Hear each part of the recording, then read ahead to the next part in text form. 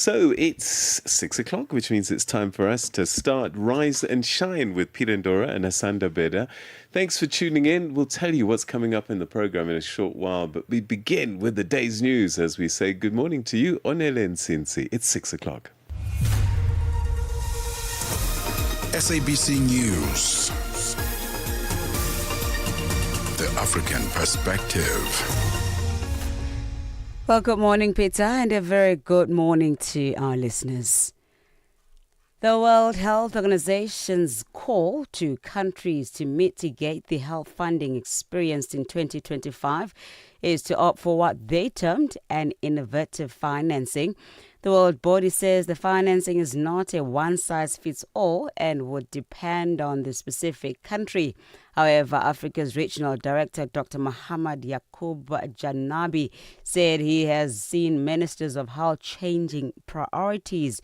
He adds that health is not a cost anymore and it has to be high in the budget of countries. Janabi was speaking on the sidelines of the second day of the joint meeting of the SADC Ministers of Health held in Johannesburg, South Africa. There are a number of things which can be done.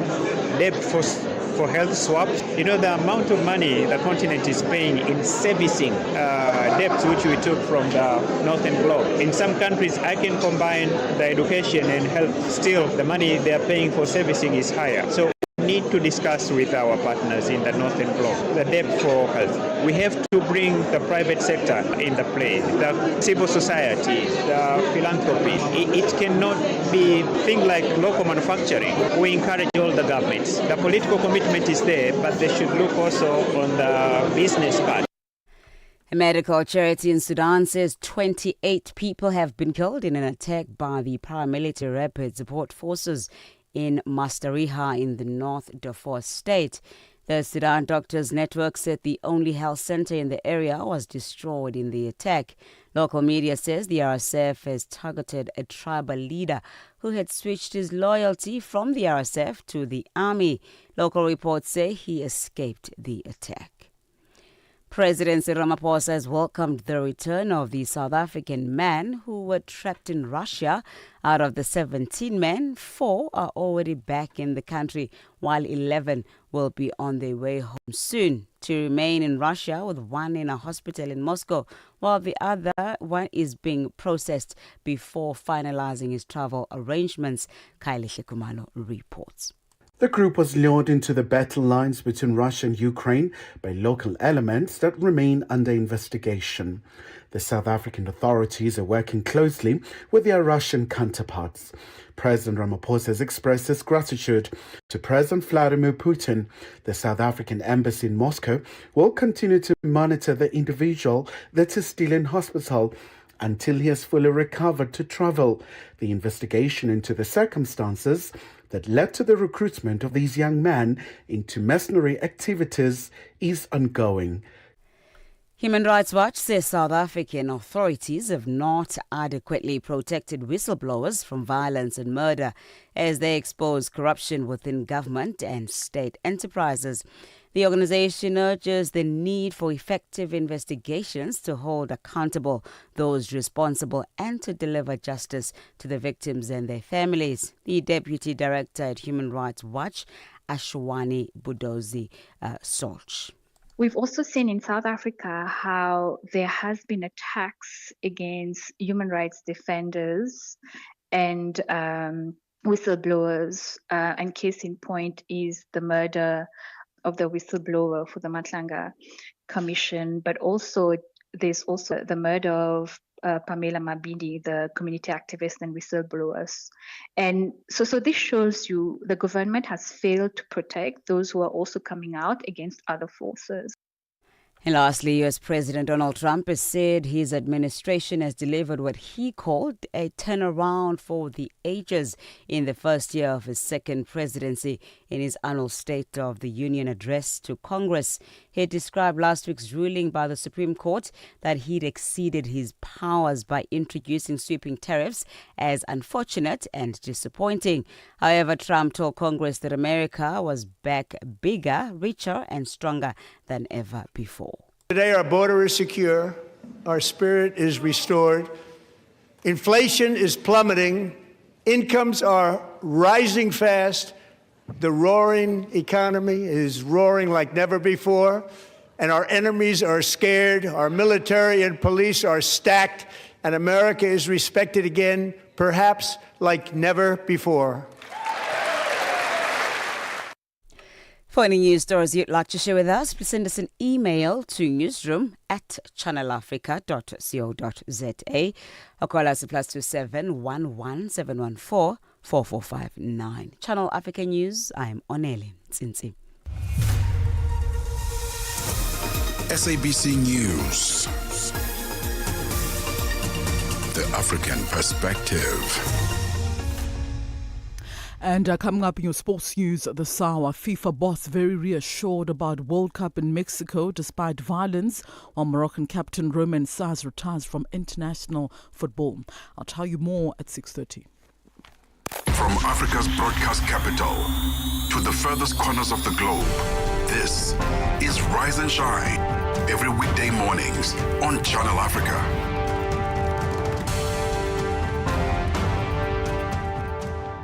Time to wake up with us, Africa. It's Rise and Shine time. And we come to you from Johannesburg in South Africa live as Channel Africa. From the African perspective, we'll be bringing you news and current affairs for you together for the next 3 hours. My name is Asanda Beda with Peter Ndoro. Connect with us on channelafrica.co.za. You can find us on the SABC Plus app via mobile phones. Find us on YouTube. We live stream there. Our handle is at Channel Africa 1. And you can also find us on the DSTV audio bouquet, channel number 802. So a few ways you can connect with us, and you can also share your questions and views about our programming on our social media platforms. A number of stories that we'll be looking at in this first hour of Rise and Shine. But how are you on this Wednesday? Fabulous, thank you. And you, good to see you back. Yeah. Yeah, I had a bit of a cold, flu, cough, but I made it up. Hey, You managed. And now I think I'm back a little bit. Did you steam? Because that one works fast. No, I did the usual remedies, these the tablets, effervescence and Med Lemon, and that's a brand name, isn't it? Oh, dear. They must pay me now. Yeah, send your invoice. So what are the stories we're looking at on Rise and Shine this hour? Around 6.5 million people in Somalia are facing acute hunger as a prolonged drought tightens its grip on the country. And the warning issued by the Somali government and the United Nations comes just days after the UN's World Food Programme cautioned that life-saving food assistance could run out by April. Shocking there. Yeah, and also we've been talking about people that have been lured to Russia to fight against Ukraine under false pretenses, or perhaps not being told the entire truth, and then they end up on the front line. Well, 600 Kenyans have been lured to Cambodia, and they're now seeking help from their government because they said that they were again lured by promises of great jobs, and now apparently they're working long hours and locked up in compounds in the country, and they want their government to help them come back. 600 Kenyans stuck in Cambodia. We'll get to the bottom of that story. Africa is changing, and the world is paying attention. This March, Channel Africa invites you to be part of a new conversation. Africa Matters, a platform where experts, policymakers, and thought leaders come together to unpack the big issues of our time: technology, politics, economics, climate change, and the future of our people. This is where ideas meet action, where change becomes opportunity, where Africa's voice takes its rightful place on the global stage. In March 2026, Channel Africa hosts Africa Climate Change Recovery Summit. Join the dialogue. Be part of the movement. Channel Africa, the African perspective. Wake up, Africa. Peter Ndoro and Asanda Beda are here to help you rise and shine. Weekdays, 6 till 9 a.m. Central African Time. Only on Channel Africa. So it's time now for our daily Africa update, and that is something that we bring you every morning just after the 6 o'clock news. And what it is a concise update on the key developments and stories shaping the continent and beyond that have played out in the last 24 hours. And we bring these with insights from our team of journalists, analysts, correspondents, and of course the newsmakers themselves. And we hope that this places the day's biggest stories into some kind of context, helping you to stay informed, connected, and prepared for the day ahead. So let's begin with this story. Around 6.5 million people in Somalia are facing acute hunger as a prolonged drought tightens its grip on the country. And this warning has been issued by the Somali government and the United Nations. And this comes just days after the United Nations World Food Programme cautioned that life-saving food assistance could run out by April without urgent funding. Somalia declared a national drought emergency in November after years of failed rains. Other countries in the region have also been hit. The crisis has forced tens of thousands of people to flee their homes. The UN's humanitarian coordinator for Somalia, George Conway, said the crisis had deepened alarmingly. In addition to the effects of climate change, substantial funding cuts over the past year have compelled humanitarian partners to scale back or to suspend critical life-saving programs in areas such as food security, health, nutrition, and water and sanitation. Last week, the UN World Food Programme put the number of those facing acute hunger at 4.4 million. It wasn't clear whether the higher figure reflected a sharp increase in those at risk or different counting methods. The latest numbers tally with those also released on Tuesday by the Integrated Food Security Phase Classification, or IPC, which sets the global standard for determining the severity of a food crisis. In South Sudan, the United Nations top humanitarian official, Tom Fletcher, has concluded a visit drawing attention to the devastating human impact of continued violence. He travelled to the town of Akobo, where he met families recently forced from their homes, including new mothers, people living with disabilities, and children who have lost entire families. The UN Secretary-General spokesperson, Stéphane Dujarric, has provided an update on the situation. Many people have fled with nothing, and some have been pushing those who could not walk into wheelbarrows for days in order to find safety. Mr. Fletcher called for urgent support, stressing that we and our humanitarian partners are ready to deliver. He also paid tribute to aid workers, noting that they are risking everything to save lives, and he lamented that too many of them have been killed and demanded increased protection for our aid worker colleagues. The United Nations Organization Stabilization Mission in the Democratic Republic of Congo and the International Conference on the Great Lakes region have deployed a joint exploratory assessment team to Uvira in southern Kivu to support the monitoring of the ceasefire there. The assessment mission serves as a critical prelude to future deployment of the joint ceasefire monitoring mechanism under the established architecture. The primary objective is to ensure that future monitoring and verification efforts are credible, they are safe, and they are operationally feasible. In accordance with Resolution 2808, the peacekeeping mission will continue to support the implementation of a permanent ceasefire. The UN Refugee Agency is appealing for urgent funding to expand life-saving assistance in Burundi, warning that humanitarian pressures are mounting as the country shelters more than 90,000 people who have fled during the fighting in the Democratic Republic of Congo over the past 3 months. At the same time, UNHCR noted Burundi is also reintegrating a growing number of Burundian refugees who are coming back after years of exile from elsewhere in the region, especially from Tanzania. UNHCR says of the $35 million required to provide life-saving assistance in Burundi this year, only 20% has been received. Burundi currently hosts more than 230,000 refugees, most of them from the DRC. Zambian President Hakainde Hichilema has urged African countries to take the lead in unlocking the continent's economic potential. Speaking at the launch of the Kazangula Bridge Authority in Kasane in Botswana, he said that Africa has all the ingredients for growth but must take ownership of its own development agenda. We want to see more joint investments between Botswana and Zambians, so we can produce goods to carry through this bridge.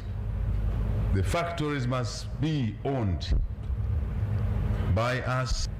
Enhancement of trade in this SADC region and on the African continent have to be anchored. They can't hang. These are the anchors. These are the portals. This bridge is the anchor to deepening and realizing the Africa Free Trade Area, Continental Free Trade Area. That's Zambian President Hakainde Hichilema. And that's how we come to the end of today's Africa Roundup. We'll have another one for you tomorrow morning, just after the 6 o'clock news. Stay with us. Coming up, we start our regional look at West Africa, what stories have been in the headlines there. And giving us an analysis is our regular commentator, Dr. David Matsanga. He'll be talking to Asanda. Este é o Caleidoscópio de Canal África, com Remo Samo e João Yabalá. Moçambique prepara-se para a chegada do ciclone tropical Gezane, prevista para esta sexta-feira, com impacto esperado nas províncias de Sofala, Inhambane e Gaza. O fenómeno, que já causou mais de 30 mortes de destruição significativa em Madagascar, poderá atingir o litoral moçambicano, com ventos de 140 km por hora e chuvas intensas, afetando cerca de 1,1 milhão de pessoas. A aproximação do ciclone surge numa altura em que o país ainda recupera das cheias de janeiro, que provocaram dezenas de mortos e afetaram mais de 700 mil pessoas. Para fazer o ponto de situação, ouvimos Rita Almeida, diretora de Planificação e Cooperação do Instituto Nacional de Gestão e Redução de Riscos de Desastres. As famílias devem reforçar o teto das casas, as portas e as janelas. Devem evitar fazer-se tanto à rua, devem prestar atenção sobre as orientações em relação a centros de acomodação temporário, devem preparar um kit mínimo básico com fósforos, produtos alimentares, medicamentos. De segunda a sexta-feira, das 20 às 21 horas locais, este é o Caleidoscópio do Canal África. New day, new stories. Start your morning right with Rise and Shine on Channel Africa. It's Wednesday. We take a look at some stories making headlines in our continent, but zooming into the West African region of the continent. And as usual, we're joined by our regular analyst, Dr. David Matsanga, to unpack some of the stories. And we say good morning to you, Dr. Matsanga. How are you on this particular Wednesday? Good morning, Asanda. Good morning, listeners across the continent of Africa. Thank you very much, and the world. I hope Trump is going to listen. Thank you. Thanks for making time for us. It's always great having these catch-up sessions with you. Today, our West Africa wrap focuses on some economics news, two stories, Senegal and Nigeria. So in Senegal, there's a gold boom happening in the country. So what does this mean for the country's economy? Thank you very much. The economy based on gold is one of those factors that is making the economies of most of the West African states boom. But despite all this boom of gold trade and shipments that are going, you can now notice that France was taking quite a lot of gold outside, sell it, pick it at a cheaper price, sell it at a very high price, come back and distribute very little money to other people. So most of these countries now in West Africa, from Burkina Faso, Ivory Coast, Senegal, Gambia, Mali, all those have now taken their gold back. And Senegal is one of those countries that has managed to get back its economy in line with what their manifesto of the two younger people said.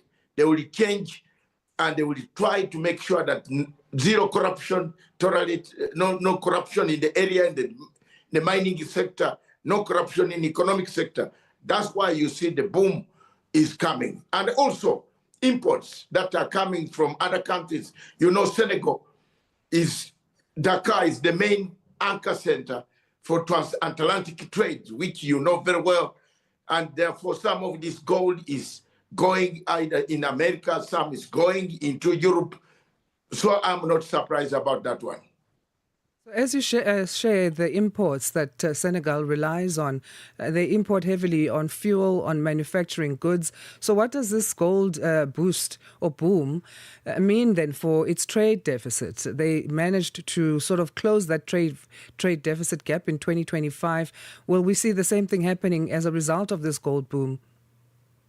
Yeah, because they have now a lot of money surplus. After selling the gold, you have a lot of money. You are able to pay some of your external debts. You are able to reduce the external debts deficit that you have by repaying back some of the money from the proceeds of gold. And that's a good type of economics. But basically, it all tells you that we have to go back to the pillars of economics.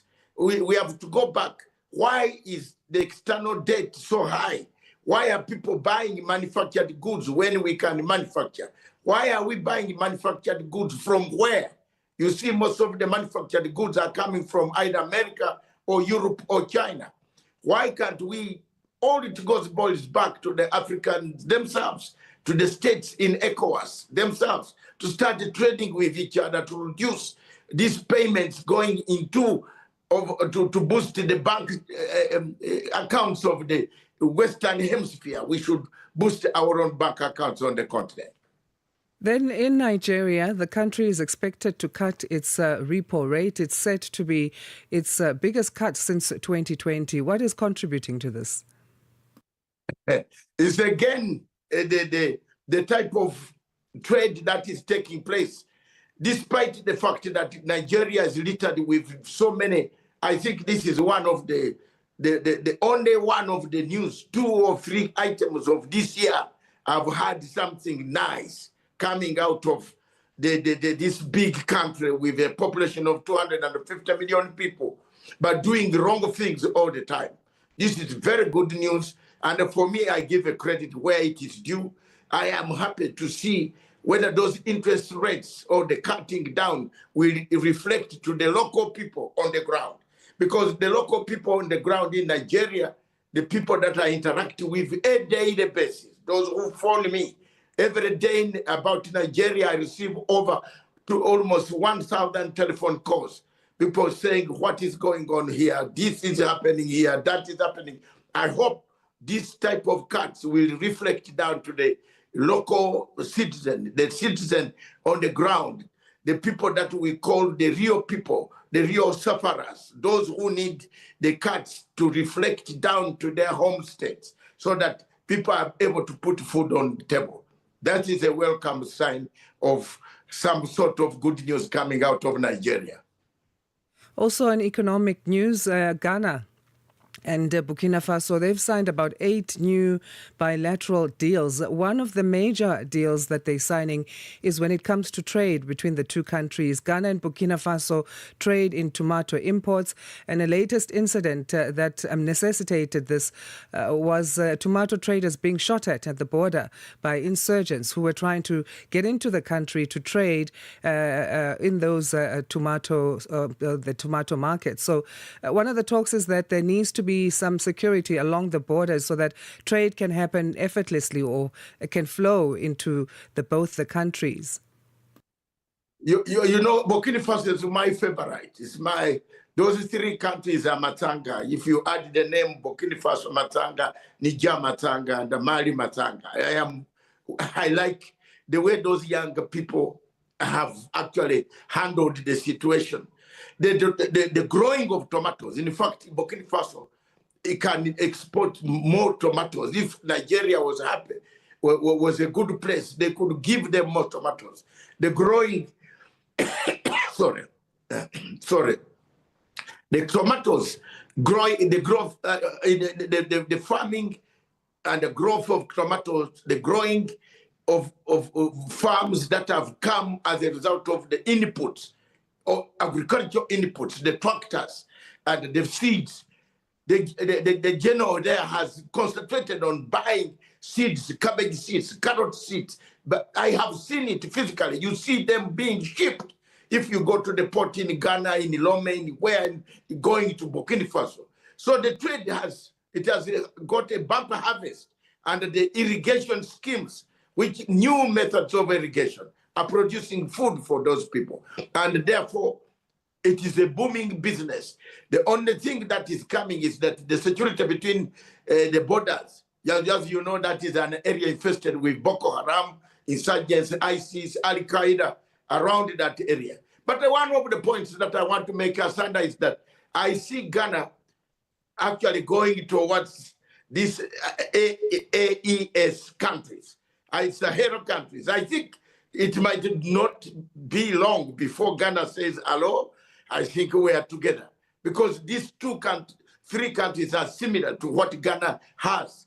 Therefore, Ghana's president, the new president, Dr. Mahama, my good friend, has done a great job in persuading, engaging the Sahara region instead of isolating the Sahara region. That is a good step, but security must be stepped up.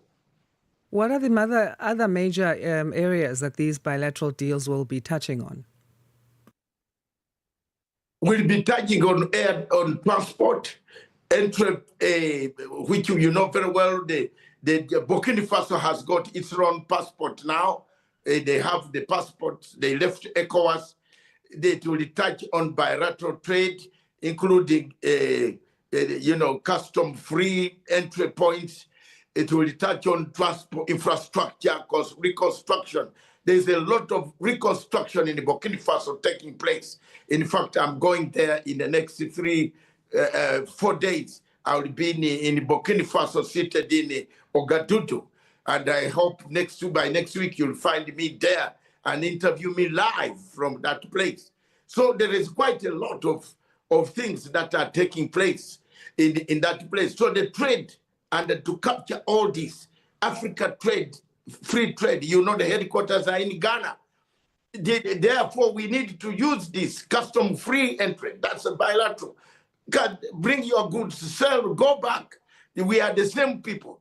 That is the spirit. And I am glad the general in Ouagadougou has picked Matanga lessons. I am very, very happy, man. And that's why you see my smile is very huge this morning when I hear some of these good developments, apart from the bad news that I hear from Africa most of the time.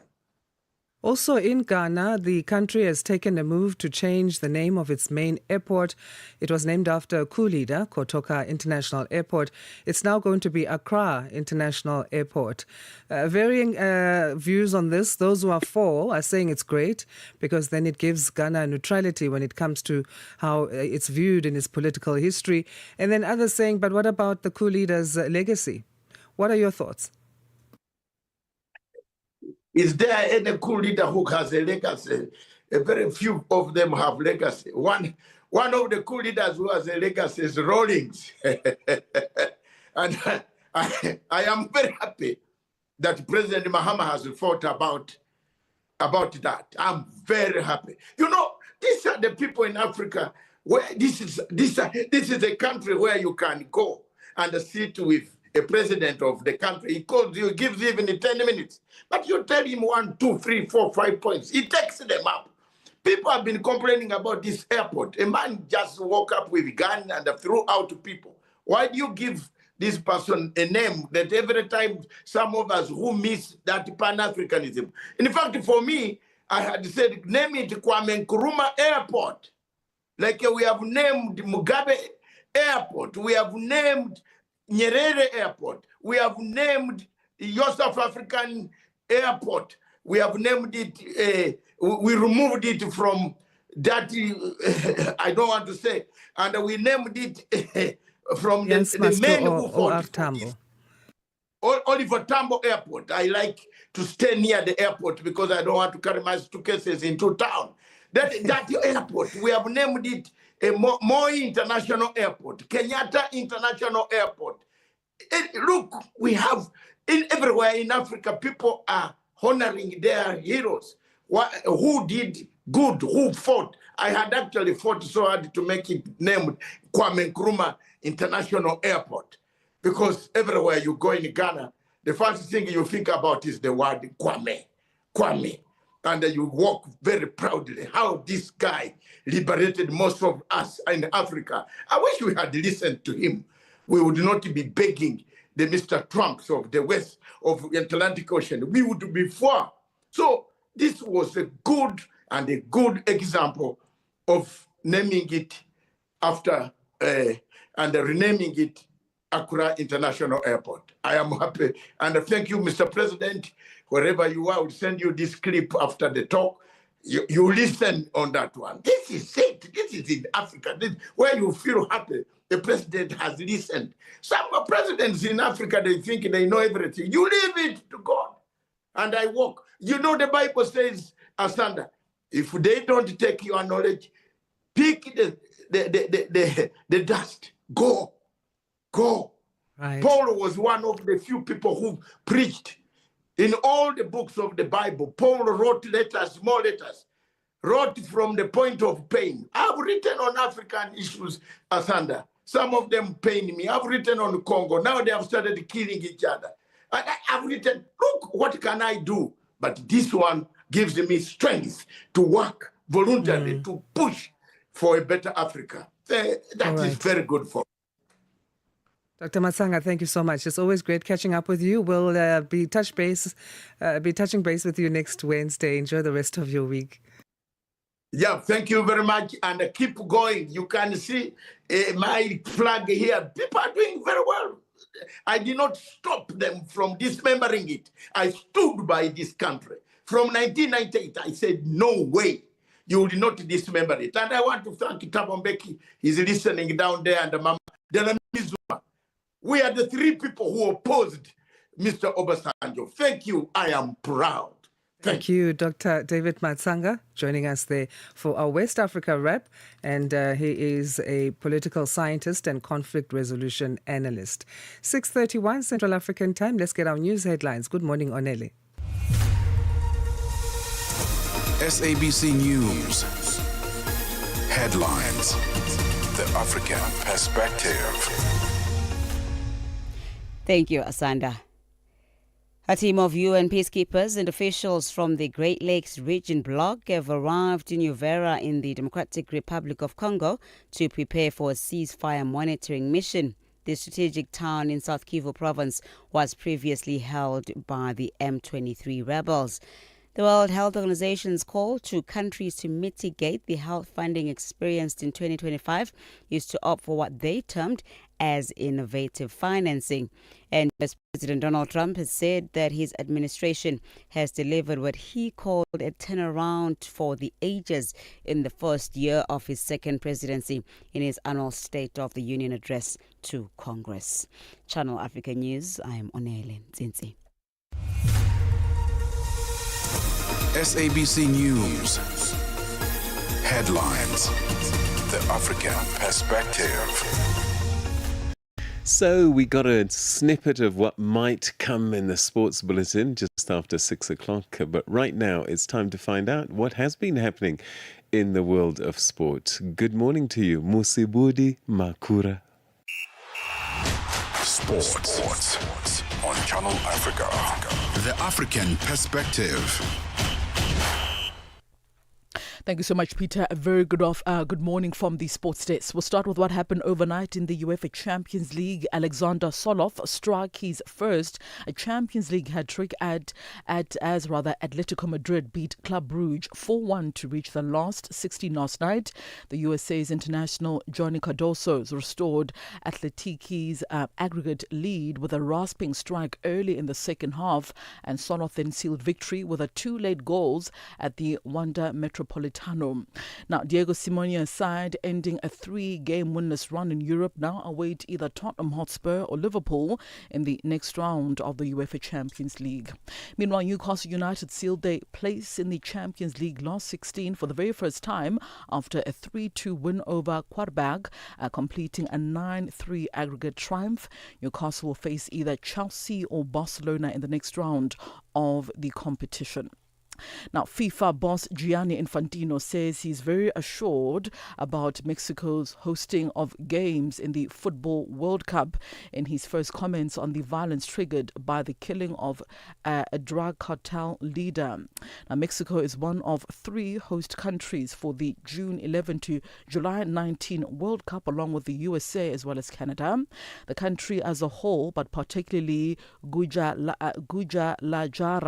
was struck and shaken by the violence that followed the killing of the leader of the powerful Jalisco New Generation cartel.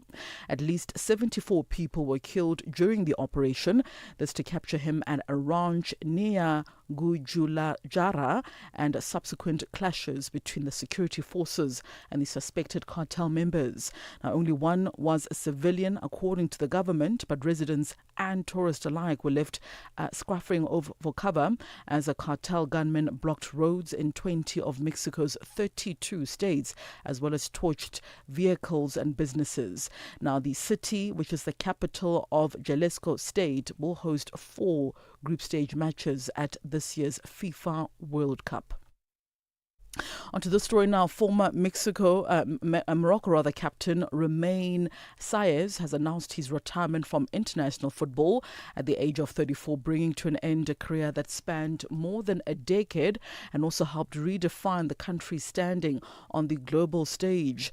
Now, the central defender confirmed his decision in a message posted on Instagram describing his time at the Atlas Lions as the most beautiful chapter of his career. Now, Saez earned 86 caps for Morocco and then captained the side during one of the most successful periods in the nation's football history, including their historic run in the semi-finals of the 2022 FIFA World Cup in Qatar, the first African team to reach that stage of the tournament. Known for his combative style as well as organizational discipline, he played a key role in guiding a new generation of players through a transformative era. Now, beyond the 2022 World Cup achievement, Saez also led Morocco during the recent Africa Cup of Nations campaigns, including the final appearance in the continental competition in January of this year. On to athletics news now. South Africa sprint ace Akani Simbine is relishing the prospect of competing at the World Senior Relay Championships that is scheduled for Gaborone, Botswana from the 2nd to the 3rd of May. The national team heads into the showpiece as defending champions in both the men's 4x100 as well as the 4x400 meter relay events, underlining the country's growing strength in the discipline. Simbine believes hosting the championships in neighbouring Botswana makes it feel like a home event and also presents a perfect opportunity for South Africa to shine on familiar soil. Africa is the defending champions, both in the 4x1, 4x4. We came off of last year having a really good relay competition, and this year I think it's closer to home. So for us, it's like defending our title at home, and I'm excited for that. I'm excited about the team that we're coming together. I'm excited about the 4x4 team and just the athletes that were coming around. I think we're all starting to believe. It's not just a few of us that are believing. We're all starting to believe that we deserve to be in spaces like that. So, yeah, man, it's exciting that we're going to be running an international competition very close to home. Now, the 7-time national 100-meter champion claimed bronze in his maiden World Indoor Championship appearance just last year. Despite that success, Simbine has opted out of this year's Global Indoor Championships in Poland that is set for next month. He says he has achieved what he wanted in the 60-meter and has officially closed that chapter of his career. No, I'm done with my indoor career, man. 1 year in and then got my medal and I'm out. I think for me, indoors was an experience that we had to do and like I wanted to do as a box tick for my career thing. I think this year I'm giving it a skip and I don't think I'll ever go back to indoors again. I've done what I needed to do there and I'm happy. Now, for any sports stories you'd like to share with us, do send us an email to newsroom@channelafrica.co.za or call us. The newsroom line is +27 11714 4459. For Channel Africa Sport, I am Musibudi Makura. Sports on Channel Africa. The African perspective. Coming up on Rise and Shine, we look at decisions and how they are interpreted and how this can make or break businesses. We get advice for leaders on how communication can be a strategic tool as far as companies need to finalize their strategies and get better planning and announcement making. That's coming up. Mornings made better with Peter and Asanda on Rise and Shine, weekdays 6 till 9. In Zimbabwe, traditional leaders are at the forefront of restoring the Miombo woodlands, crucial for rural livelihoods and biodiversity. FAO of the Food and Agricultural Organization has trained chiefs, headmen, and village heads in sustainable forest management, community accountability, and protection from sexual exploitation and abuse. Traditional leaders are really central because they are the custodians of land and natural resources in rural communities. So in districts like Mudzi and Rushinga in Zimbabwe, they really influence how forests are used and protected. So by empowering them, we strengthen local ownership, we improve compliance with sustainable practices, and ensure that Miombo restoration efforts are really community-driven and long-lasting, which is important. Renee Chudek, FAO Senior Forestry Officer for Southern Africa. Mornings made better with Peter and Asanda on Rise and Shine. Yes, that time now to get in touch with what's happening in the world of business. We say good morning to Buntle Headbush.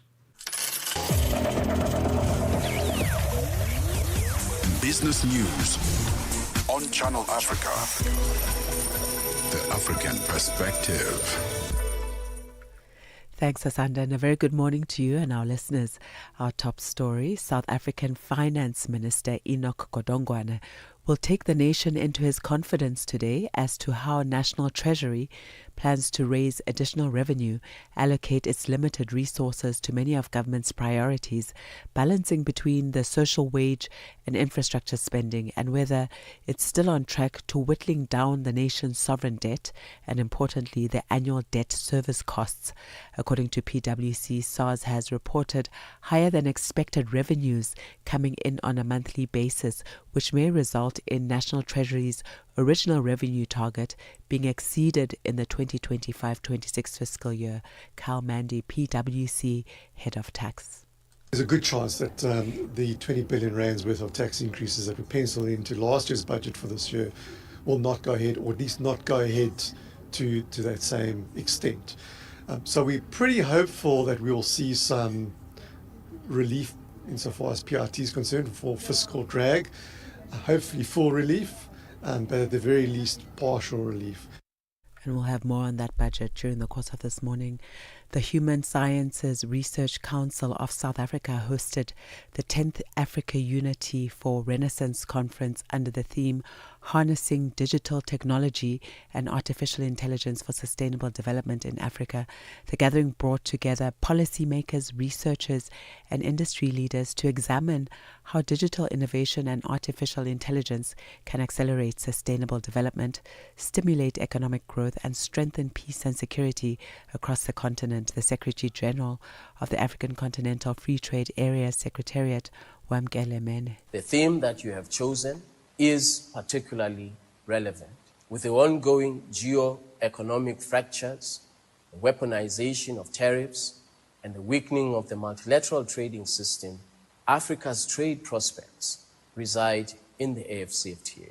More importantly, the ambitions of the AfCFTA are poised for significant transformation through the integration of digital technologies and AI-enabled trade.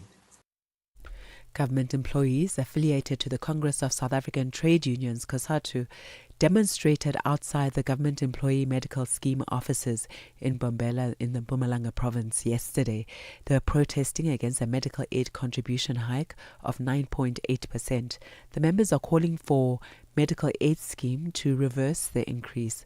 Bombela COSATU Secretary Temba Xumalo says the hike outpaces inflation and wage growth, among others. He says that it was implemented without proper consultation. Xumalo called on the investigation of the medical scheme executives. This is a direct reversal of the gains that were achieving in terms of the implementation of the NHI. You can imagine when in 2025 the salary increases were at 5.5, yet GEMS increased its tariff by 13.4%. In 2026-27, the salary increases that the government employees are going to receive is at 4%. And GEMS this time is increasing by 9.8%. So technically it's way above 23.8% in terms of the combination of the 2 years. Nigeria's state oil firm NNPC will begin exporting a new light sweet crude grade called Cawthorne from March. The launch is part of Nigeria's broader push to lift production long constrained by unrest and crude theft, and follows the introduction of 2 other new grades since 2024. Nigeria, already pumping close to its OPEC quota, is among the countries seeking a higher target within the producer group. Further afield, Japan has strongly condemned China's decision to impose restrictions on exports to 20 major Japanese companies. A government minister said the move was intolerable and must be withdrawn. China says the restrictions aim to curb what it called Japan's remilitarization and nuclear ambitions. Components and other parts that can have both civilian and military applications will either be blocked from sale or require specific clearance. The BBC's Stephen McDonnell. Chinese exporters will be banned from selling goods which can be used both for civilian and military purposes to 20 Japanese firms. Companies targeted include multiple subsidiaries of Mitsubishi Heavy Industries involved in shipbuilding, the production of aircraft engines, and maritime machinery, as well as divisions of Kawasaki Heavy Industries and Fujitsu, among others. China's Commerce Ministry said the restrictions were aimed at curbing what it described as Japan's remilitarization and nuclear ambitions, adding that overseas organizations and individuals were also banned from transferring Chinese origin dual-use items to the listed entities. And now in our first look at the indicators this morning, $1 in Nigeria is trading at 1,346. Botswana, it's 13.7. Kenya, the dollar is trading at 128 shilling 12, and in Zambia, it's at 18 kwacha 84 this morning. The BRICS countries, $1 in Brazil is trading at 5 real 16. Russia, 76 rubles 33. In India, it's 90 rupees 92. China, 6 yuan 89, and South Africa, $1 is trading at 15 rand 98 cents. Little change from yesterday morning. $1 is trading at 74 pence to the British pound and 84 to the euro. Looking at commodities, gold is trading at $5,179 per ounce. Platinum, $2,250 per ounce, while the price of Brent crude oil is at $71.20 a barrel this morning. And that's the business news. I'll be back with another update in the next hour. For any stories you'd like to share with us, please do send us an email to newsroom@channelafrica.co.za or give us a call on +2711 714 4459. For Channel Africa Business, I am Buntle Hetbush. Business News on Channel Africa. The African Perspective. A fresh morning, a fresh perspective. Stay tuned to Rise and Shine on Channel Africa. The World Health Organization, WHO, has reiterated that Africa has the ability to solve its own issues. Speaking on the sidelines of the joint meeting of SADC Ministers of Health held in Johannesburg, South Africa, WHO revealed that 114 outbreaks occurred on the continent last year, but they were effectively managed. One example is the Ebola outbreak in the Democratic Republic of Congo, or DRC, which was controlled in a record time of 60 days. Sisi Sikhalo has more on this story. The SADC region continues to face a burden of diseases characterized by the triple threat of high HIV and AIDS prevalence, TB and malaria. These are made worse by the rising non-communicable diseases. The two-day gathering is covering these issues and many more. South Africa is the host of the meeting, following Madagascar's failure to host due to domestic challenges. South Africa's Minister of Health, Dr. Aaron Motsoaledi, elaborates on some of the issues that will be discussed. So one of the main topics here on the agenda is to bring in HIV/AIDS to an end by 2030 as one of the sustainable development goals. We want to see progress within SADC countries in terms of 95, 95, 95. You know, that's our target. It will be on the agenda. But the first thing on the agenda will be the contemporary things. You are aware what the floods have done to the region. Even though countries did not suffer equally, we know that countries like Mozambique suffered the most. But because of the floods and the heavy rain, there are some diseases that are expected to rise. Top of the list being cholera and malaria. So we're going to see whether there's going to be outbreaks of cholera that are uncontrollable or outbreaks of malaria. The experts will inform us exactly what's happening, and ministers will take a resolution. Mutsoledi adds that the meeting will also touch on the pre-exposure prophylaxis lenacapavir, a 6-month injectable used for the prevention of HIV. Many African countries are looking forward to launching lenacapavir. I've read in the papers that Zimbabwe has already started, and many of us are going to follow. And lenacapavir is a game changer in the fight against HIV and AIDS. As you know, it's going to be given to people who are HIV negative so that they remain negative. And as such, it will tell you that SADC needs it more than any region in the whole world because we are the most affected. The Southern African Development Community has thanked South Africa for agreeing to host the meeting. The Deputy Executive Secretary in charge of regional integration, Angel Makombo Ntumba, expressed that there are other issues that are compounding the health burdens in the region, such as poor nutrition, which give rise to non-communicable diseases. She mentions other areas of discussions in the 2-day gathering. We have noticed that, our kids, a lot countries among the 16 member states of SADC have a very high percentage of certain kids, other kids with obesity. We also have the issue of, this conflict of interest between the company producing and selling beverages, this soda, so there are too much sugars. This is also bringing a lot of diseases. But we also have, in our region, we have noticed that each of the countries impose medication individually. So why not pull our effort together and create a mechanism to have a pooled procurement services where we can, import or medication, and so that will decrease the prices. The 4th SADC SRHR scorecard was also launched. The scorecard reveals how far the region has gone in reducing maternal mortality, gender-based violence, and teenage pregnancy, among others. For Channel Africa, I'm Sisi Sekhalo in Johannesburg, South Africa. Okay, still to come, we're going to be taking a look at an interesting story about a reading panel. What might that be? We'll stay and find out.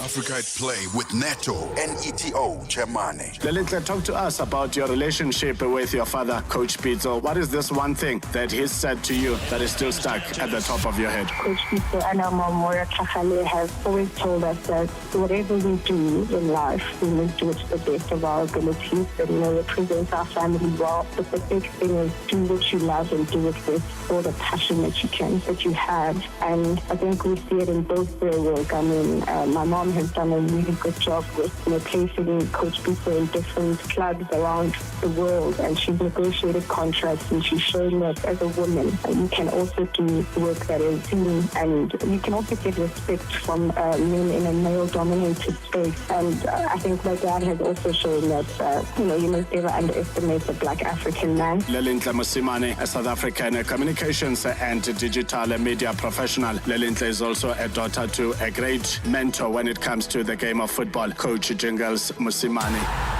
Live every Saturday and Sunday from 2 to 5 p.m. Wake up to the essence of the continent. Rise and shine on Channel Africa. Across Africa, education experts are warning that a silent literacy crisis is deepening inequality and limiting future opportunities for millions of children. In South Africa, the latest findings from the 2030 reading panel show that only 30% of grade 6 learners can read for meaning, a foundational skill essential for learning, employment, as well as economic mobility. Speaking at a Reading 2030 panel session in Johannesburg, the country's Minister of Basic Education, Siviwe Garube, said that when children can't read, inequality widens and entire generations risk being left behind. Here's the story with Tutongobeni. The 2030 reading panel was convened by former South African Deputy President Phumzile Mlambo-Ngcuka, and it aims to ensure that all children read for meaning by age 14. At an event held in Johannesburg North in the Gauteng province of South Africa, the latest reading panel findings showed that only 30% of children in the country read for meaning.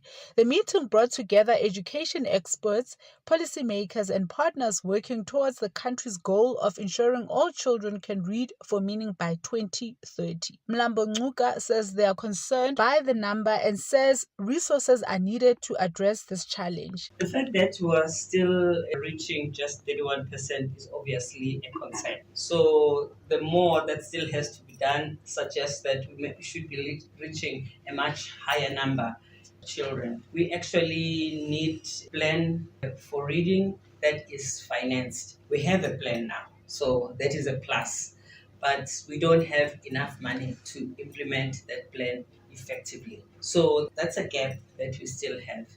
We also need to fast track the training of teachers who play a significant role in the ECD centers to support this reading endeavor. Reading panel secretariat Siphumelelo Lucwaba says the percentage shouldn't come as a surprise. So what this morning report looks at is one, where we are, how many children can read, and I think we all know that it's around 30% of learners in grades 1 to 3 who are reading at grade level. Right? This shouldn't shock us. If children cannot read for meaning by grade 4, we know this, 81% of learners can't read for meaning. They obviously do not have the foundational skills in grades 1 to 3 to get to the point of comprehension. Also at this event was South Africa's Minister of Basic Education, Siviwe Garube, who welcomed the findings of the reading panel report and says their work is aligned. It's always a great honor to be invited to the work of the reading panel.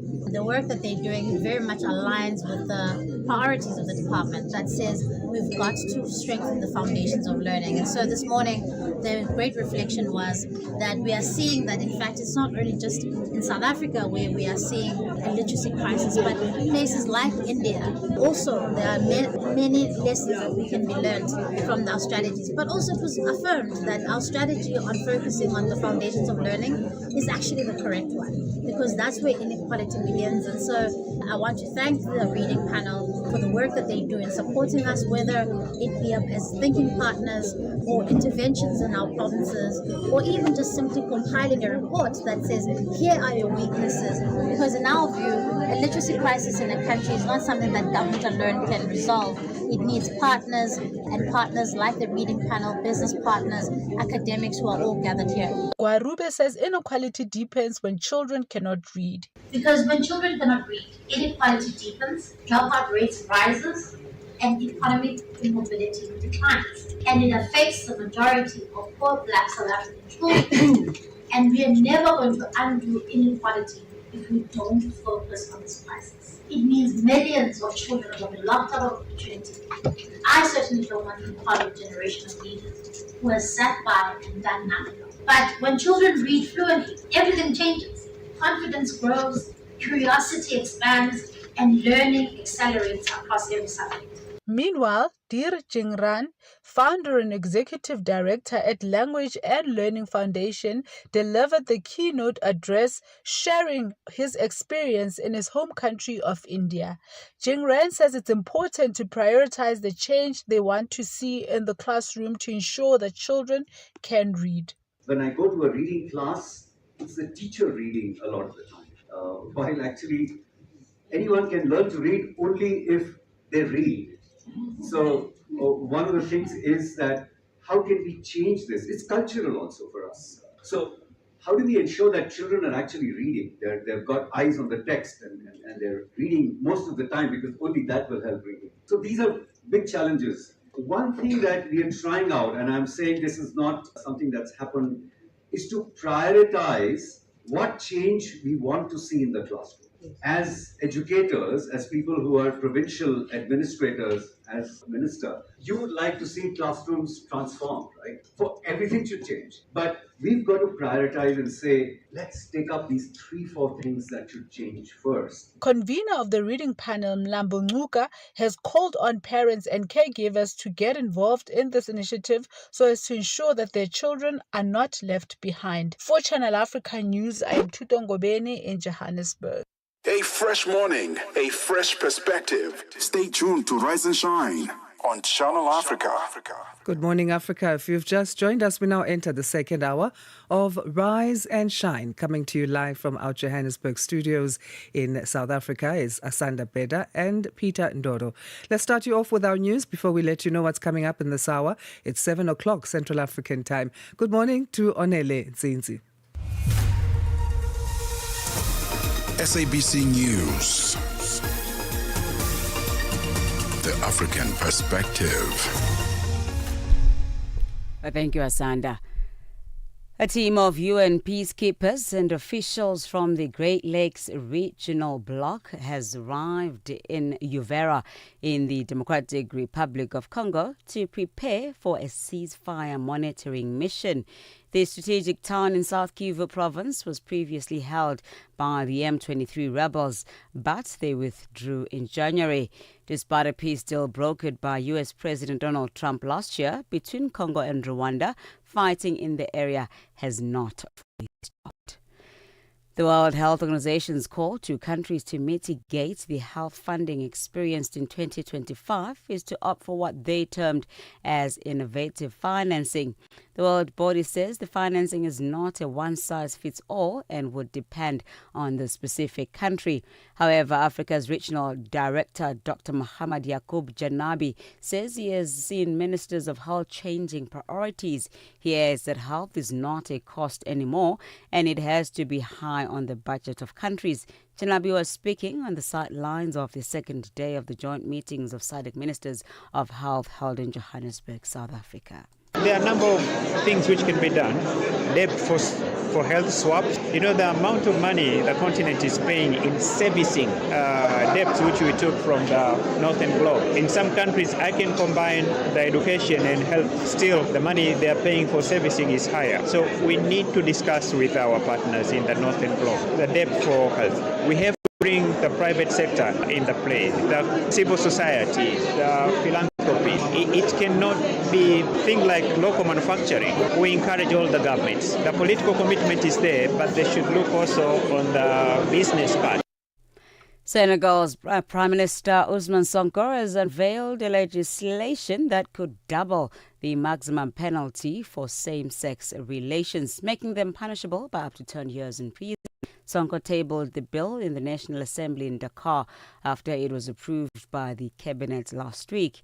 The proposals follow the arrest of 12 men earlier this month who were accused of same-sex relations. Human Rights Watch says South African authorities have not adequately protected whistleblowers from violence and murder as they expose corruption within government and state enterprises. The organization urges the need for effective investigations to hold accountable those responsible and deliver justice to the victims and their families. The Deputy Director at Human Rights Watch, Ashwani Bodo Schultz, explains. We've also seen in South Africa how there has been attacks against human rights defenders and whistleblowers. And case in point is the murder of the whistleblower for the Matlanga Commission, but also there's also the murder of Pamela Mabidi, the community activist and whistleblowers. And so this shows you the government has failed to protect those who are also coming out against other forces. Lastly, U.S. President Donald Trump has said his administration has delivered what he called a turnaround for the ages in the first year of his second presidency in his annual State of the Union address to Congress. He described last week's ruling by the Supreme Court that he'd exceeded his powers by introducing sweeping tariffs as unfortunate and disappointing. However, Trump told Congress that America was back, bigger, richer and stronger than ever before. Today, our border is secure, our spirit is restored, inflation is plummeting, incomes are rising fast, the roaring economy is roaring like never before, and our enemies are scared, our military and police are stacked, and America is respected again, perhaps like never before. For any news stories you'd like to share with us, please send us an email to newsroom@channelafrica.co.za or call us at +27 11 714 4459. Channel Africa News, I'm Onele Ntsintsi. SABC News. The African Perspective. And coming up in your sports news this hour, all the action from the UEFA Champions League, while Morocco captain Romain Saez retires from international football. I'll tell you more at 7:30. Wherever the hour finds you, across the world, here's your morning African lens on the world's leading story. This is Rise and Shine on Channel Africa, the African Perspective. So, a very, very good morning to you. If you've just joined us, you've missed an hour of the program already, but don't worry, 2 more hours to go. This is the second hour of Rise and Shine.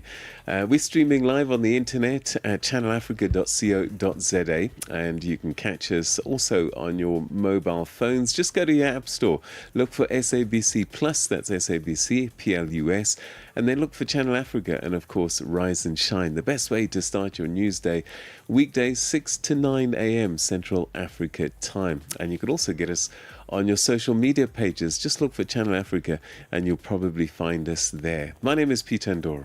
I'm Asanda Beda. And thanks for joining us. Good morning. One of the stories we'll be looking at in this hour of Rise and Shine is more than 600 Kenyans who were lured to Cambodia with promises of jobs. They are now seeking urgent help from their government to come back home. They say that they were kept against their will in guarded compounds, forced to work for long hours under harsh conditions, and some suffered injuries. And that's a story, I guess, that keeps developing in terms of new people being found, being lured to overseas in promises of jobs, and they get there and it's not what they expected to be happening. It's quite worrying, this one. And you know what it speaks to is the state of our continent and job opportunities. Yeah. If people are willing to literally leave their countries and go where they don't know where they're going, desperate for a better day. Yeah. Yeah, very sad story indeed. So well, we wonder how the Kenyan government will respond to this one. Okay, we're also going to DRC, always in the news, but a significant development there. We believe that the spokesperson for the M23 rebel group, Willy Ngoma, has been killed in a drone attack, a drone strike near Rubaya.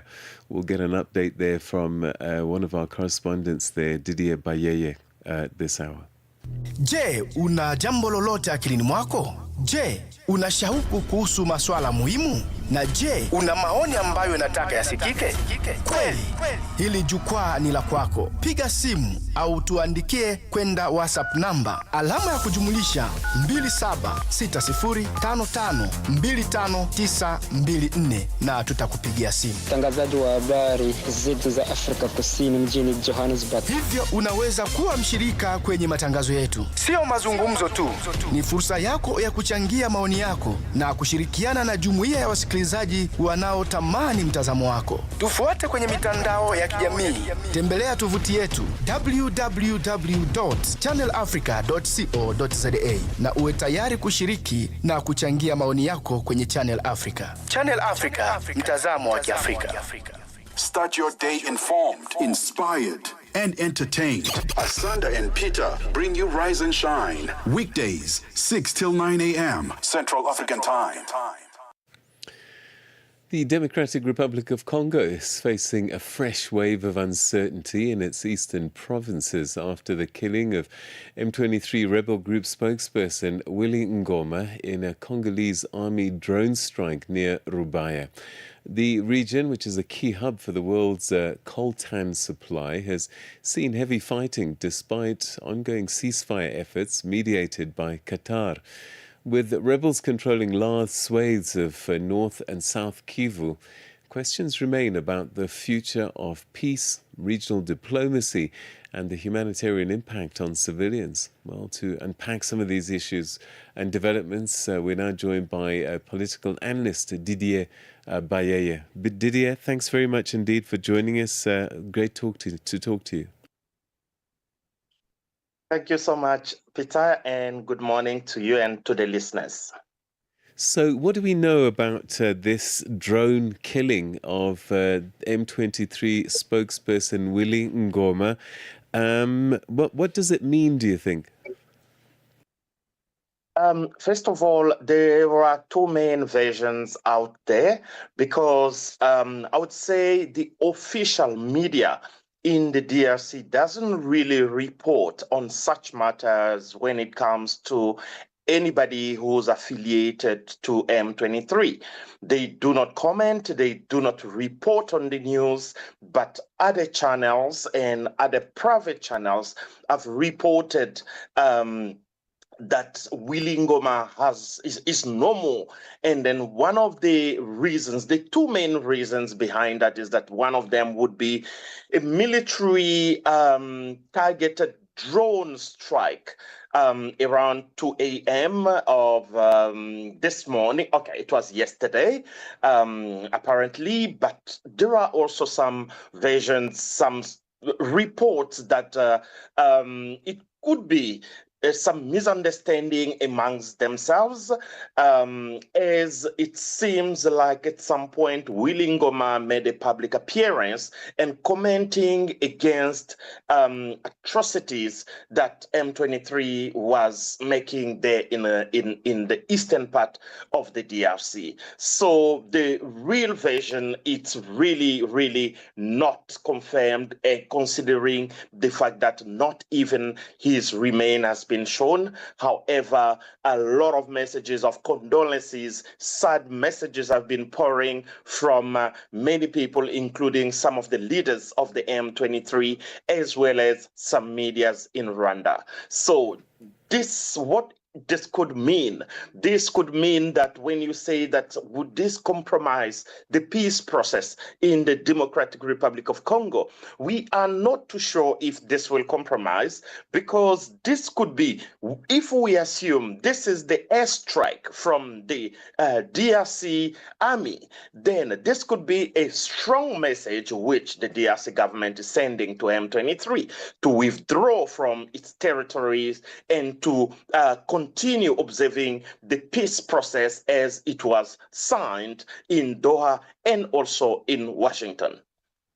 So tell us a little bit more about Willy Ngoma, if you can. He was the spokesperson. How senior was he in the structure of M23? Because taking out a senior figure is quite significant if it does turn out to be true. Yes, it is quite significant, Peter, because he was very senior. He still kept the title, the army title of colonel, compared to others that are being referred to as general. But he was the spokesperson, constantly known for his appearance, heavily in dressed in heavily military outfit and carrying guns, commanding the troops.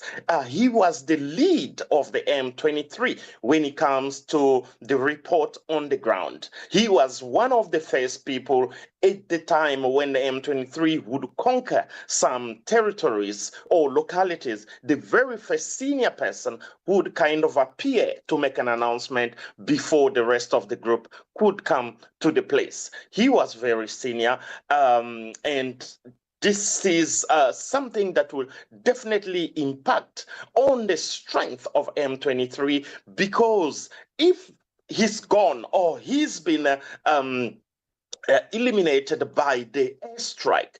So this brings an idea that the DRC government is constantly watching their moves and what they are doing, and the other person, another senior person, could be next after this.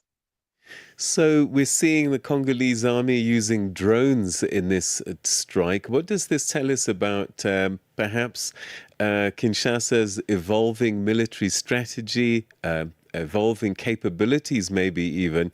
Does this signal a shift towards technology in dealing with the M23? And I wonder if that might be a difficult thing for M23 to respond to. Peter, will take us a little bit back, not too far, but just recently last year in December, when the president of the DRC, Felix Tshisekedi, and the president of Rwanda both signed in front of the American president the ceasefire and the peace agreement in the United States. And immediately after that, the DRC signed a strategic partnership with the United States of America. And they signed not only for peace agreement, but also for business, for partnership, for minerals, for so many levels, and also for security. And we also believe that right now, as it is, the DRC government or the DRC army is working hand in hand with American paramilitary branch that's already on the ground. So not that the DRC military is not strong enough to do that, but they have just gotten or received more support, especially in terms of technology. The war has become more technological than physical. So these are the means that the DRC army is also using in fighting the M23. They are targeted drones, precision drones that can strike right on the target. So we believe that's also one of the strategies that the Congolese army is using recently in partnership with the United States of America, that also say that they will ensure that peace reigns in the eastern part of the Democratic Republic of Congo because of the strategic partnership they have signed with the government of the Democratic Republic of Congo.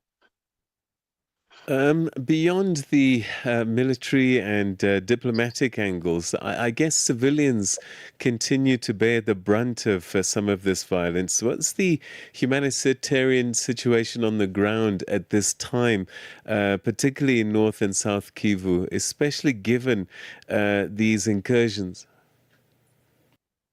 The humanitarian situation is quite alarming so far. Especially in the city of Rubaya.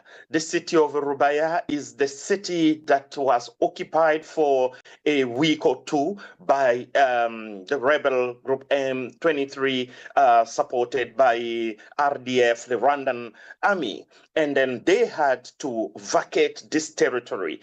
Only in the city of Uvira, we count about, it is reported about 350,000 people have been displaced.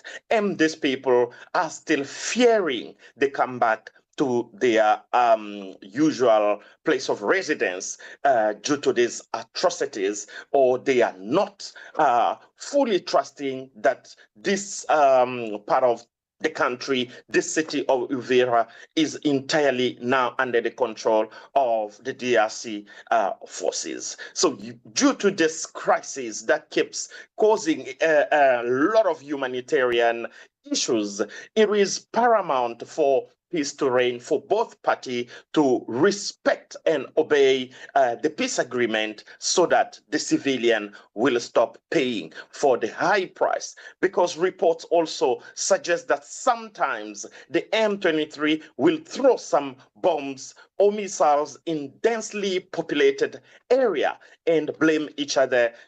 From the one side, the DRC government would say it's M23. On the other side, M23 would say it's not them. On their side, it is instead the DRC army that's killing innocent civilians. So the civilians are paying quite heavily, and this needs to come to a stop. Didier, merci pour votre temps. Nous devons finir ici. À bientôt. Always great talking to you. Thanks, my brother. Merci beaucoup, Peter Ndoro. À la prochaine. À la prochaine. That was DRC political analyst Didier Bayeye providing insights into the killing of, alleged killing, because we're not 100% certain about that story, but it does sound like it could be true, because we're seeing senior M23 people offering their condolences to the alleged passing of M23 spokesperson Willy Ngoma, and he was talking also about the evolving situation in eastern Congo. The safety and well-being of learners is a shared social responsibility. Parents and guardians play a critical role in ensuring safe, reliable, and lawful scholar transport. Parents are therefore urged to take responsibility for the following. Parents must actively educate and reinforce acceptable learner conduct while the scholar transport vehicle is stationary or in motion. This includes the proper use of seatbelts, remaining seated at all times, and never sitting on the floor, steps, or in the boot of the vehicle. By working together, parents, operators, and authorities can protect learners and build a culture of safety on our roads. Issued by the National Department of Transport. Africa, voici Abedi. Oui, c'est moi. Abedi est un passionné de musique dans l'âme. Il a un goût pour toutes sortes de musique et passe ses journées à écouter Channel Africa. J'aime beaucoup la musique africaine. Ok. Devinez quoi? Channel Africa veut aider Abedi et les mélomanes du monde entier à découvrir encore plus de musique incroyable. C'est pourquoi Channel Africa appelle les artistes africains à soumettre leur musique. Chers artistes, n'oubliez pas de nous fournir toutes vos informations pertinentes à l'email adresse musique@channelafrica.co.za. Les soumissions sont votre chance d'être entendues, mais elles ne garantissent pas une playlist. Toutes les soumissions seront soigneusement examinées pour voir si elles répondent aux exigences de notre station. Channel Africa, la perspective africaine. From Cape to Cairo, Dakar to Dar es Salaam, rise and shine with Peter Ndoro and Asanda Beda on Channel Africa. More than 600 Kenyans who were lured to Cambodia with promises of jobs are now seeking urgent help from their government to return home. They say they were kept against their will in guarded compounds, forced to work long hours under harsh conditions, and some suffered injuries.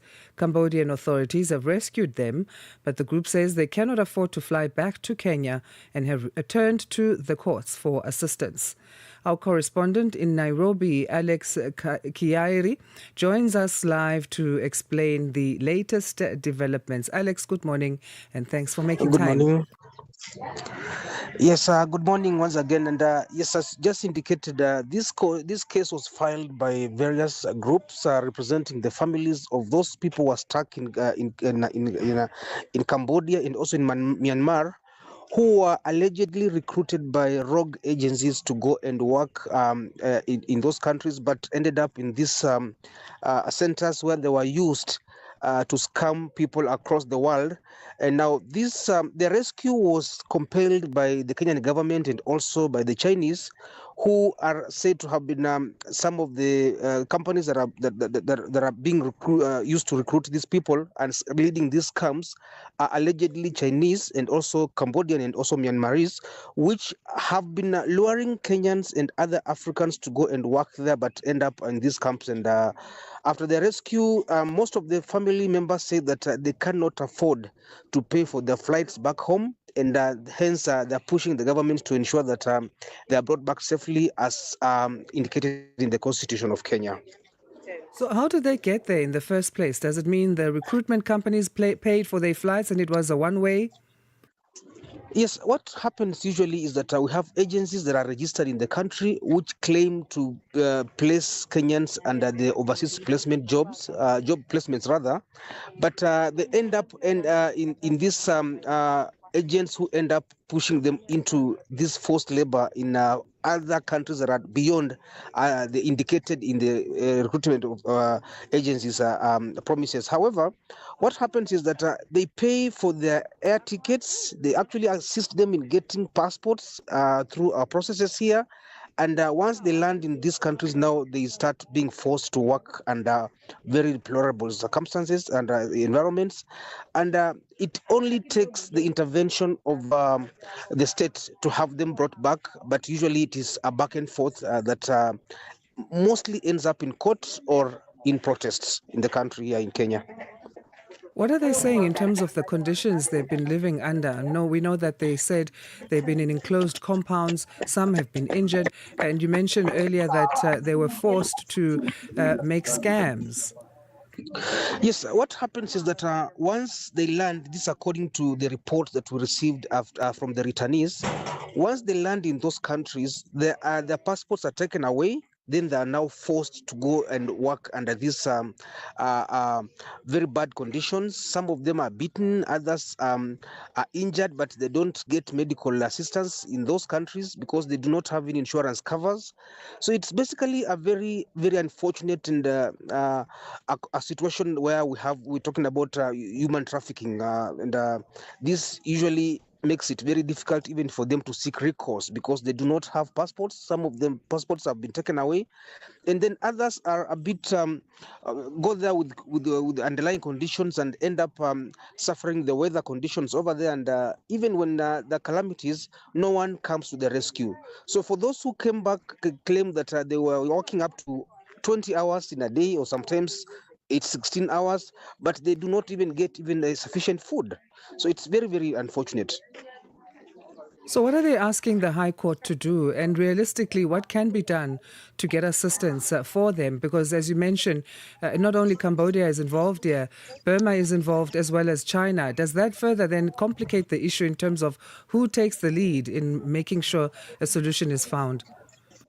No, under the Kenyan constitution, and this is what the groups explored, we have got 18 chapters, and the two that normally deal with the issues to do with citizens is chapter 3, which now talks about citizenship, and chapter 4, which handles the issues to do with the Bill of Rights, which now ensures that the safety of Kenyans within and outside the borders, and also the freedom of expression, the freedom to work and be dignified as citizens of the country. So because some of these people ended up in these foreign nations and got in trouble under unclear circumstances, it is the government's responsibility to ensure that these people are safely brought back home and ensure that they get the necessary assistance, be it medical or even social, so that they can be able to settle back to their country. However, with all due respect, and we can give the flowers to the Kenyan government, Kenya has been on the front line of pushing for the return or safe return of the citizens, but there are some challenges because, as indicated earlier, Some of these people don't have travel papers. Their passports have been taken away. Others don't have the money, the finances to pay for the flights back home. And this calls for the government to also plan for the same, since it was usually not part of the initial plans in the government to repatriate them, since they went to those countries on their own volition. No one forced them out there.